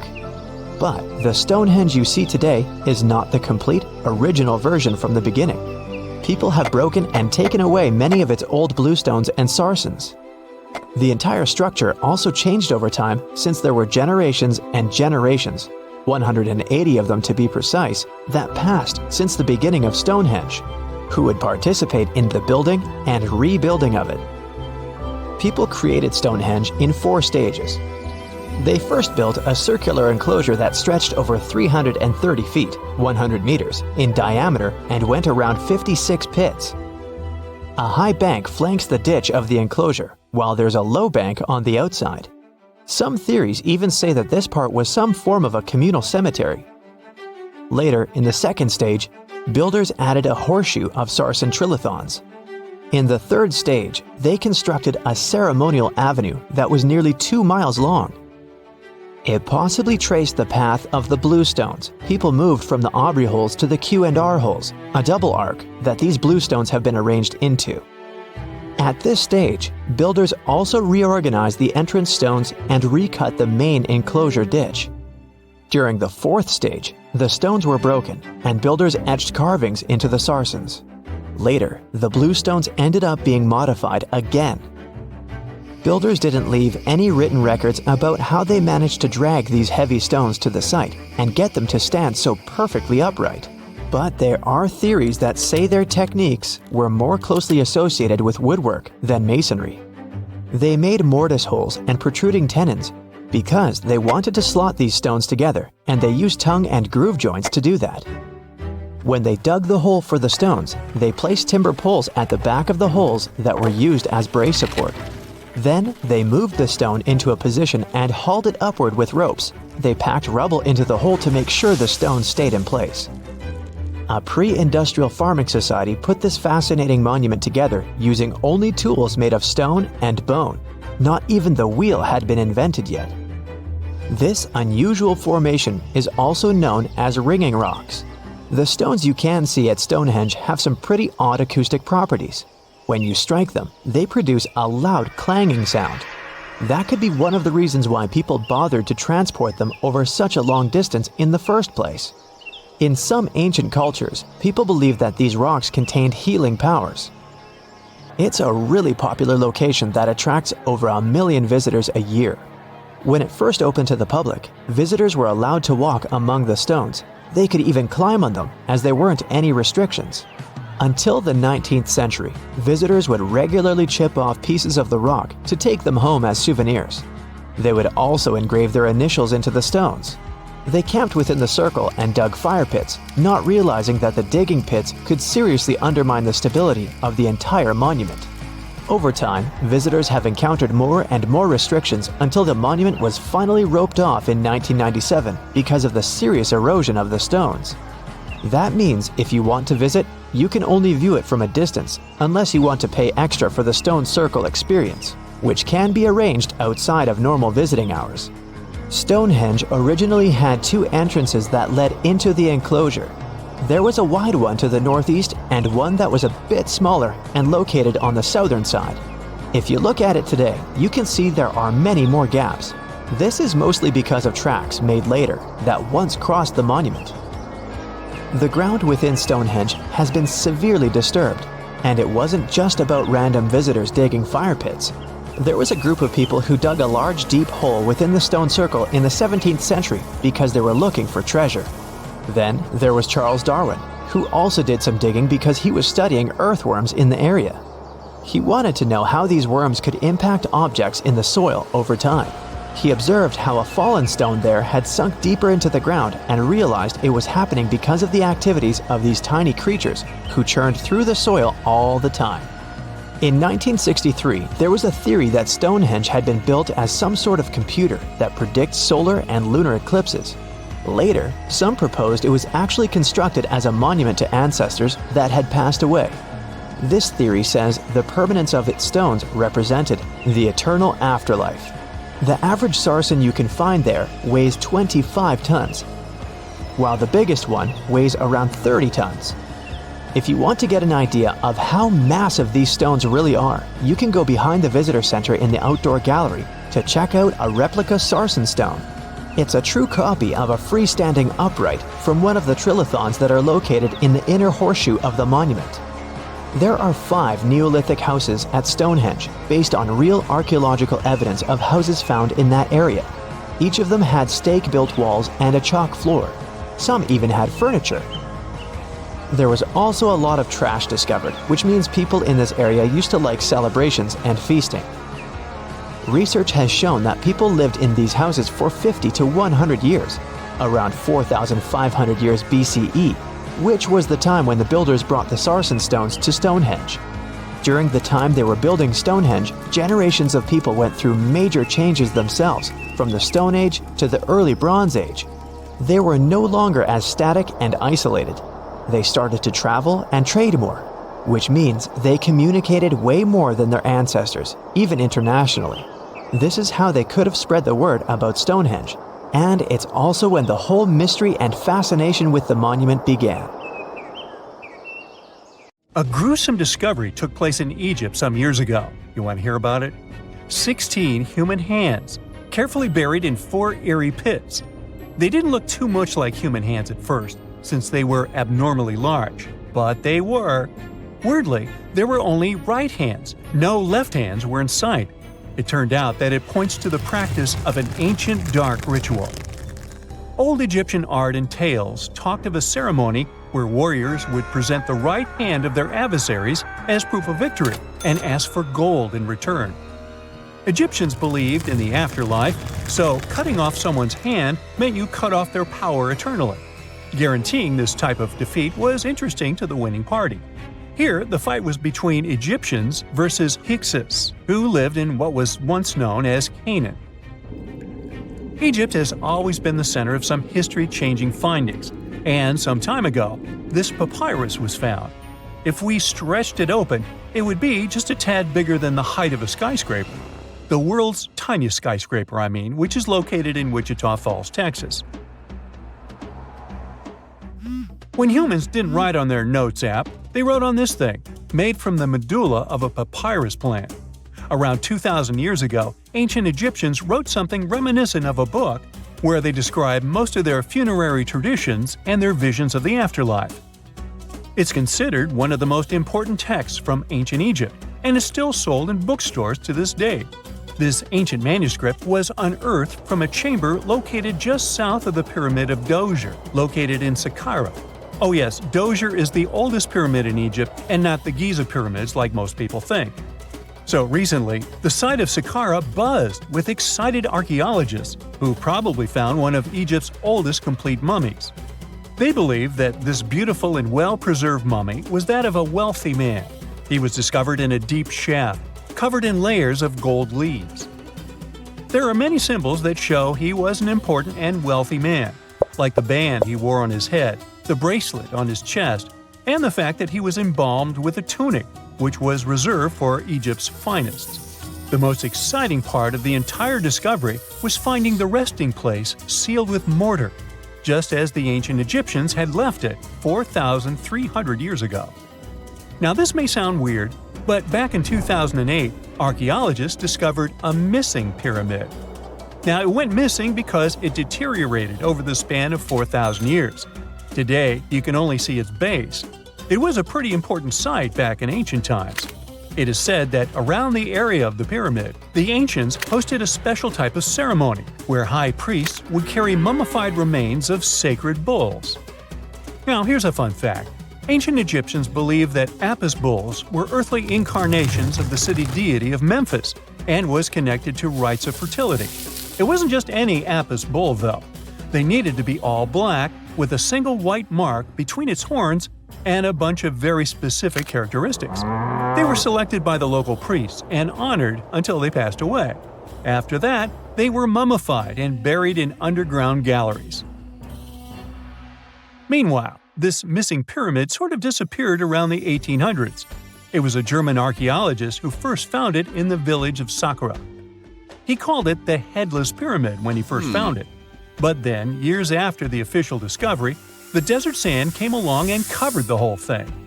There were some excavations between the 19th and 20th centuries, but they weren't too systematic. That's why scientists were so thrilled when they dug an entire pyramid's base after removing the 25-foot mound of sand that was covering it.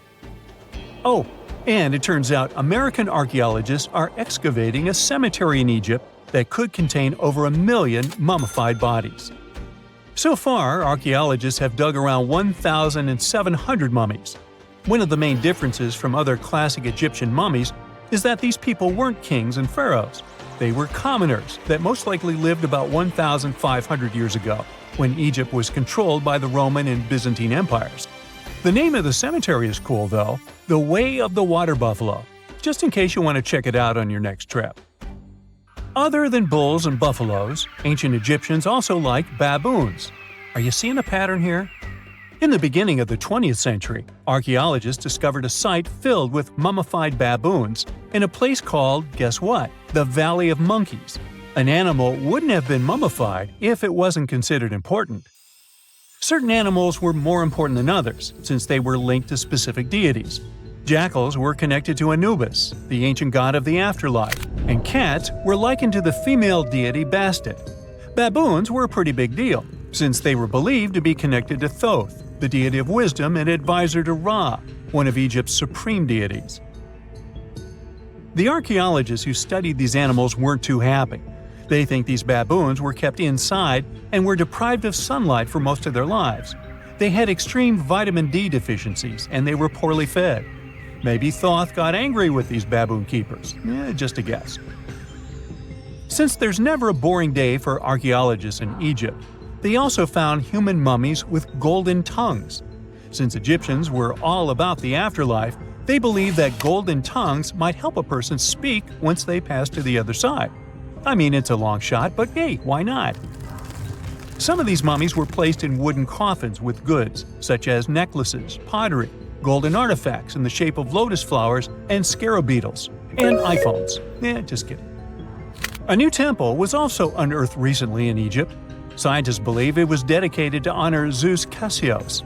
That deity would be a cross between Zeus, the almighty Greek deity of the sky, and Mount Cassios. While digging around the Sinai Peninsula in Egypt, archaeologists spotted 2 pink granite columns poking out of the ground, and bingo. They believe these columns represented the temple's front gate and collapsed during an earthquake many years ago.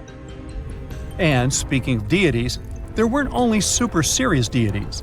Recently, scientists unearthed a golden ring in a city south of Cairo. No, Frodo, it's not magical. It was a normal gold ring, but it had the depiction of the deity of fun, officially named Bes. This deity is often described in sacred texts as a happy, chubby dwarf. Today, many tattoos we get are sorta deprived of any sense and are made of aesthetic purposes only. In ancient Egypt, though, women would get tattoos as a token of protection for childbirth. That's what scientists think, at least. Around the Nile region, scientists found some mummies that had well-preserved tattoos, which is a rarity since the skin deteriorates so easily. 2 of these women tattooed their lower backs, and the drawings were simple. They were mostly pictures, including that same chubby dwarf we just talked about, Bes. He also had a side hustle as the protector of women during childbirth. Now, would you believe me if I told you ancient Egyptians invented robots? No? Well, that's because that's not entirely true. Sure, they were astronomers, mathematicians, and engineers, and somehow they also squeezed an eccentric invention into that package. An automated deity some scientists called Hathor. This wooden statue had been in the Metropolitan Museum of Art for years before someone noticed its secret. With the help of an X-ray machine, specialists discovered a mechanical operating system inside it. The pulley-like axis goes from the statue's shoulder to her left leg. When the system rotates, the statue raises and lowers her hand. Hey, pick me! I got my hand up here. Ever since Plato wrote about the allegory of Atlantis, humanity has been fascinated with the possibility of the discovery of a thriving underwater civilization. Fancy joining me on a trip to a few historic underwater sites?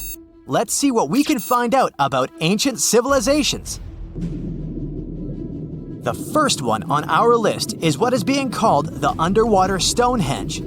Scientists have recently discovered a mysterious pile of cairns that stretch for miles under the shimmering waters of Lake Constance at the borders of Switzerland, Germany, and Austria.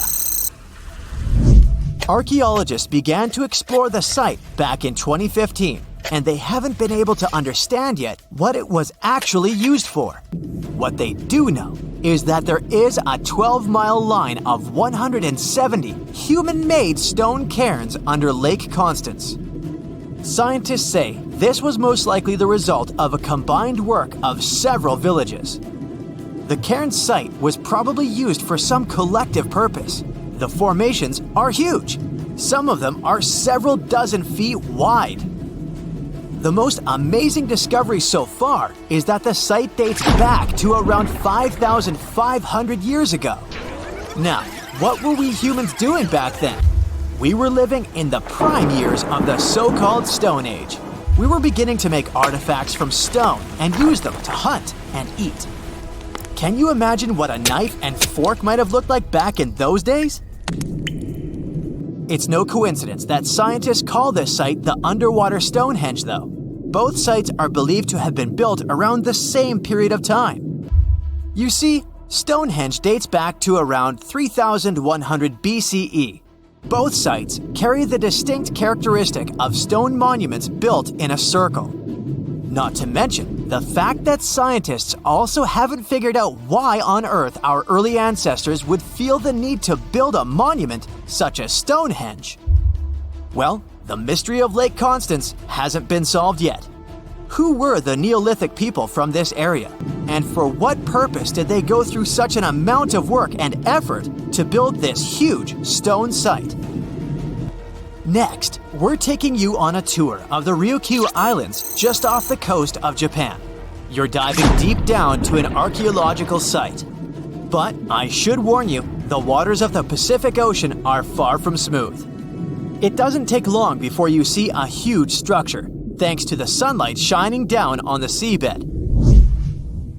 At first, it looks like Machu Picchu's ruins located across the globe in Peru.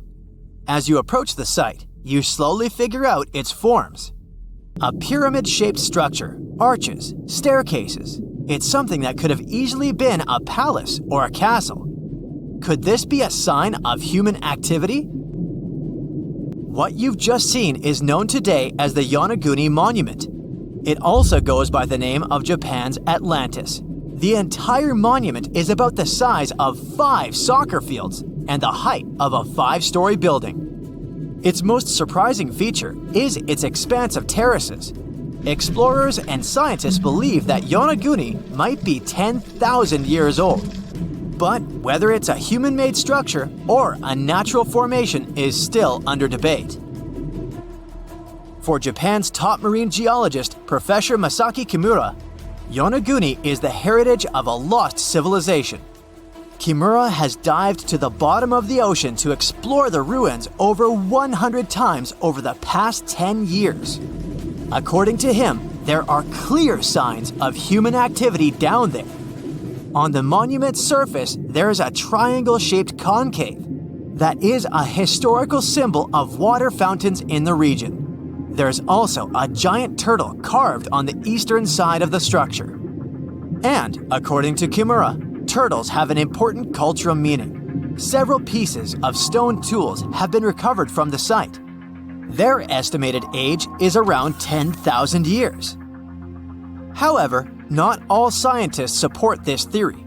For many, Yonaguni is the result of thousands of years of erosion. The fact that the monument is composed of one massive rock leads them to believe it's not human-made. The defined edges and flat surfaces resemble a natural formation in Northern Ireland, known as the Giant's Causeway. The basalt columns look like the ruins of a palace, but they're actually the result of volcanic activity in the region. Now, you're flying to the coast of Greece, 4 hours away from Athens. More specifically, you're in the Peloponnese Peninsula. You dust off an old snorkel and head for a free dive on a bright sunny day. Sometime into the dive, you start noticing patterns on a seabed. 13 feet below the surface, outlines of familiar objects start to appear, one by one. As you continue swimming, what looks like the outline of an entire city emerges in front of your eyes. Are you wondering how water could have taken the whole city? Rocks are perfectly aligned into what appears to be the foundation of a building. This is Pavlopetri, an ancient city you've probably heard about for the first time. It was discovered by Nicholas Fleming, a British oceanographer, when he was on vacation in Greece. He had heard rumors about Pavlopetri's existence and indeed found several artifacts on the seafloor. He went back to the area a year later with the team. They found a site filled with pots, storage vessels, and tools. A kernstone, for instance, is a tool used for grinding grains and turning them into flour. Multiple amphoras indicate that this settlement dates back to the Bronze Age, 5,500 years ago, when people started living in towns. The settlement is believed to have existed for over 2,400 years. Today, Pavlopetri is considered the oldest submerged town ever discovered, and what's impressive is that it wasn't a simple village. It was a vibrant port city with stone buildings, a marketplace, streets, and even squares. The next stop on our voyage is one of today's most famous underwater cities that has been turned into an archaeological park.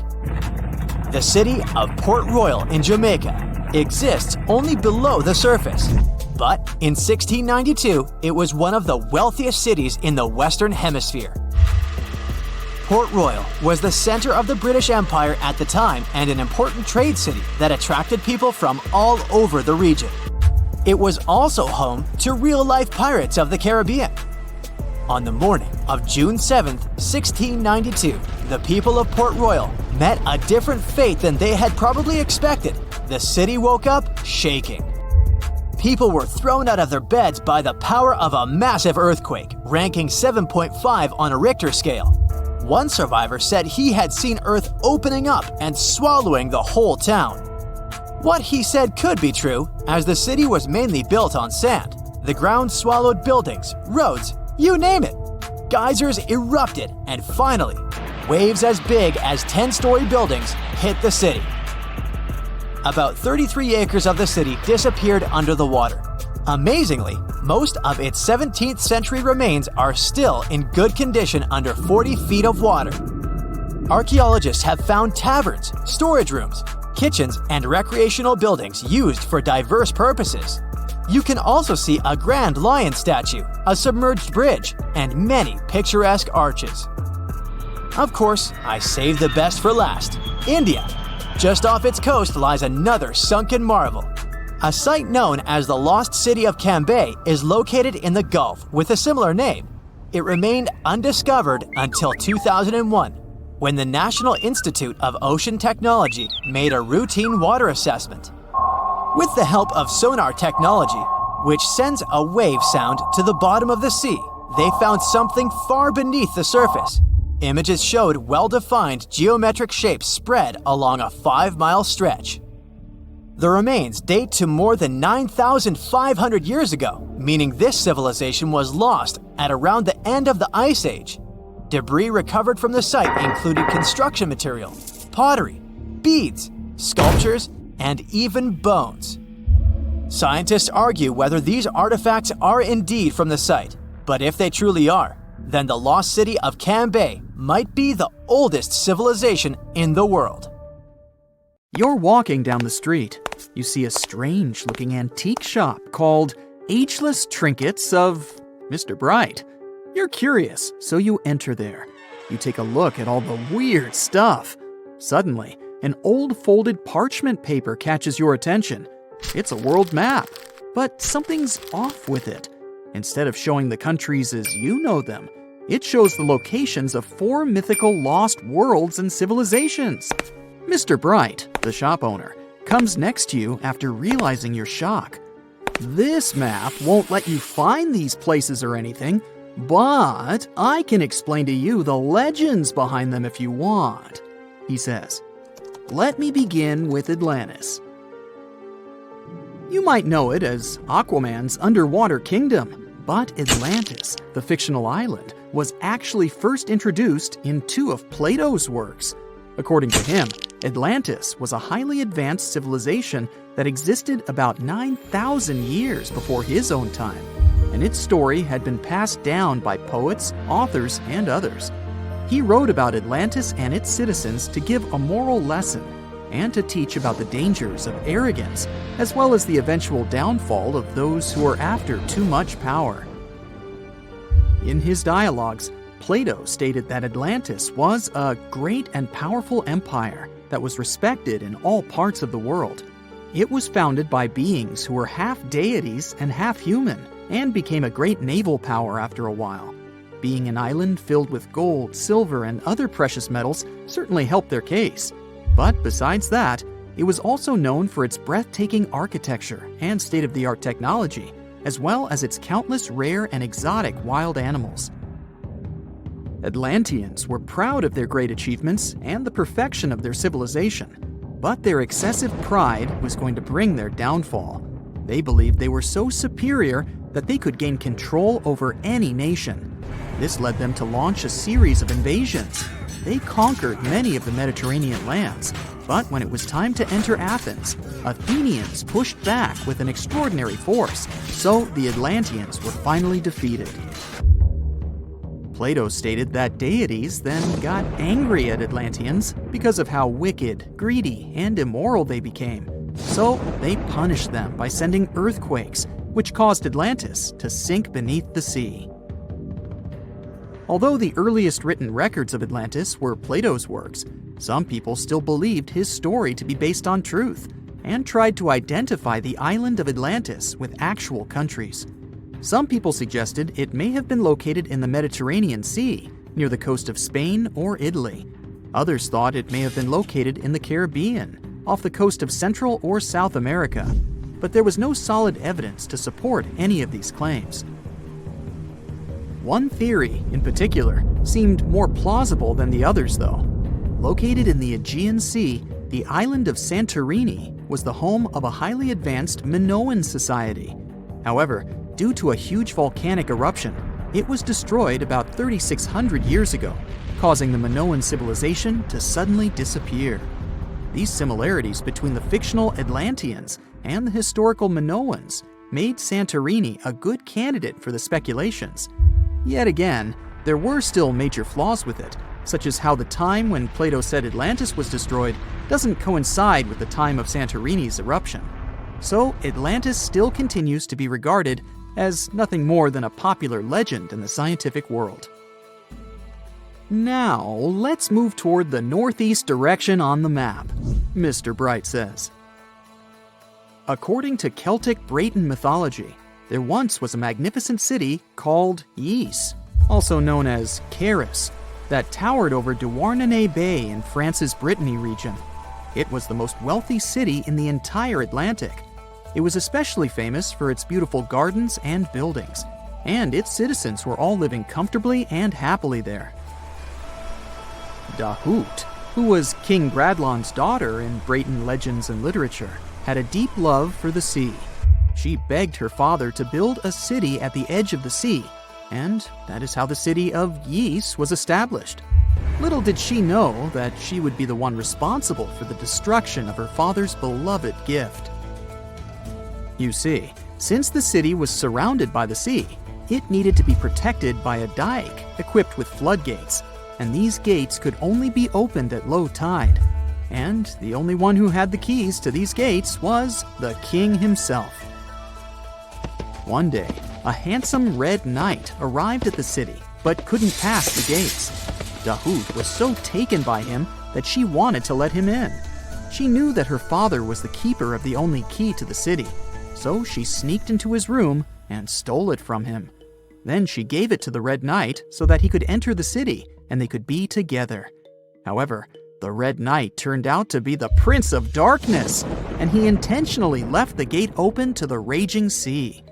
The waves soon swallowed all of Ys. King Gradlon was able to escape on his magical horse, but Dahut didn't. She turned into an evil mermaid who lured sailors into the sea. Today, if you go to Quimper, a city in Brittany, northwest France, you can find the statue of King Gradlon riding on his horse. Although the city of Ys is a legend, Brittany coast locals believe that on the days when the waters are calm, you can still hear the tolls of the city bells deep under the sea, if you listen carefully. Mr. Bright then points at the Indian Ocean on the map and says, "Now, have you heard about Lemuria?" Back in the mid-1800s, a few scientists suggested that there was once a continent that existed in the Indian Ocean, somewhere close to the south of modern-day Sri Lanka. The first one to popularize this theory was the British lawyer and zoologist Philip Lutley Sclater. In his paper, The Mammals of Madagascar, he stated that he found lemur fossils in India, and not in Africa. However, this discovery was extremely shocking to him because of the fact that lemurs' original homeland, Madagascar, is much closer to Africa. He proposed that this was possible only if some larger continent connected the two once. He stated that this continent must have eventually sunk to the ocean floor. He then named it Lemuria, and hence the theory was born.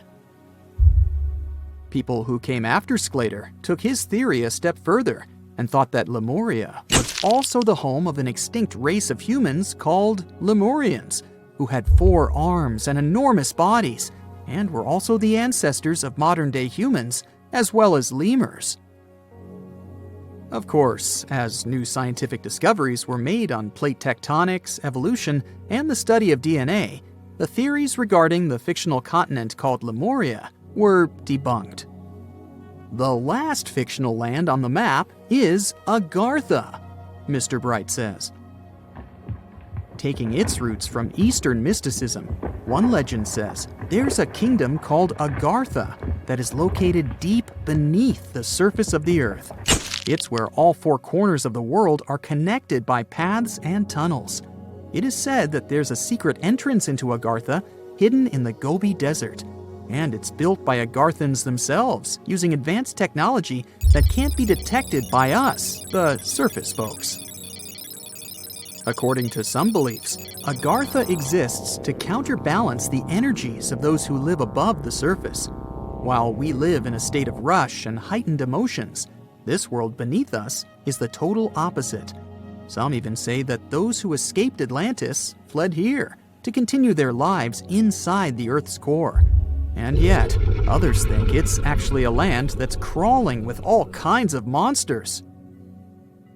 But there's no need to be scared, since modern science proved Earth's core is not actually hollow and is a solid hot iron ball. So you can cancel your journey plans to the center of the Earth if you've made any. Thanks, Mr. Bright. Now, let's assume that another species, whether humanoid or dolphin-like, could have existed millions of years ago. How do we find their traces? There was a Doctor Who episode about a non-human industrial civilization on Earth that existed long before us. These reptiles, called Silurians, were forced deep underground by a catastrophic rise of temperatures on Earth, and there they thrived for centuries. That inspired scientists to create the so-called Silurian hypothesis. If there was an advanced civilization before us, we should find their traces somewhere. Well, let's try. Climatologist Gavin Schmidt and astrophysicist Adam Frank decided to dive into this themselves. Like us, any technologically advanced civilization would be hungry for energy. So they looked for global effects that would leave a widespread mark. For example, hints of large-scale industrial processes, like plants and factories, and their leftovers. Then comes the question of how long these civilizations would last.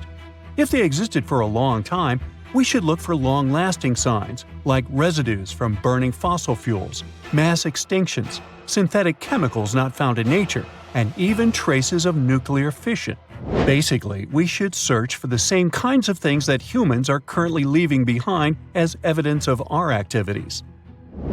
Unfortunately, this evidence isn't that easy to find. Let's imagine an unsettling scenario if humanity suddenly disappeared. Even though it seems like we've left a lot of changes on our planet, the future civilization millions of years from now would struggle to find any remnants of our existence. Why? Well, our planet has existed for 4.5 billion years. Complex life on Earth has existed for more than 400 million years. Compared to that, our industrial period only lasted around 300 years, and we haven't left any significant traces. Our record of Earth's history is full of gaps, especially the further back you look. The fossil record captures only some things, being very selective and incomplete. On average, one fossil emerges every 10,000 years, and dinosaur footprints are even rarer. Mountains rise, oceans change, and plate tectonics can easily wipe out evidence of entire civilizations. After a couple of million years, chances are any physical signs of a civilization would disappear. In order to find at least something, we have to look for things like odd sediment patterns or unusual isotopic ratios. Also, fossils mostly form in water, leaving us in the dark about creatures on land or in the jungles. So even if there was a technologically advanced society millions of years in the past, and even if they were far more advanced than us, we might struggle to find any clues of its existence. Frank and Schmidt try to understand how we could ever hope to spot signs of them. Discovering actual cities would be the ultimate proof of a Silurian-style civilization on Earth. But Adam Frank isn't too optimistic. Even now, our cities cover less than 3% at the surface, making it easy to miss ancient city ruins. Whether a city survives over tens of millions of years depends on whether the land around it is sinking, getting locked into a rock, or rising, getting worn away by rain and wind. So, places like the French Quarter in New Orleans might have a better shot of making it into the geologic record than, say, Haight-Ashbury in San Francisco. When it comes to finding artifacts, the odds are pretty slim as well. No prehistoric iPhone would survive millions of years, fancy glass or not. Finding their fossilized remnants might be a bit more promising, but it's still tricky. Considering modern humans have only been around for about 100,000 years, it's quite possible that we might overlook any traces of an earlier advanced species. There is one thing, though. We could stumble upon their traces in rocks.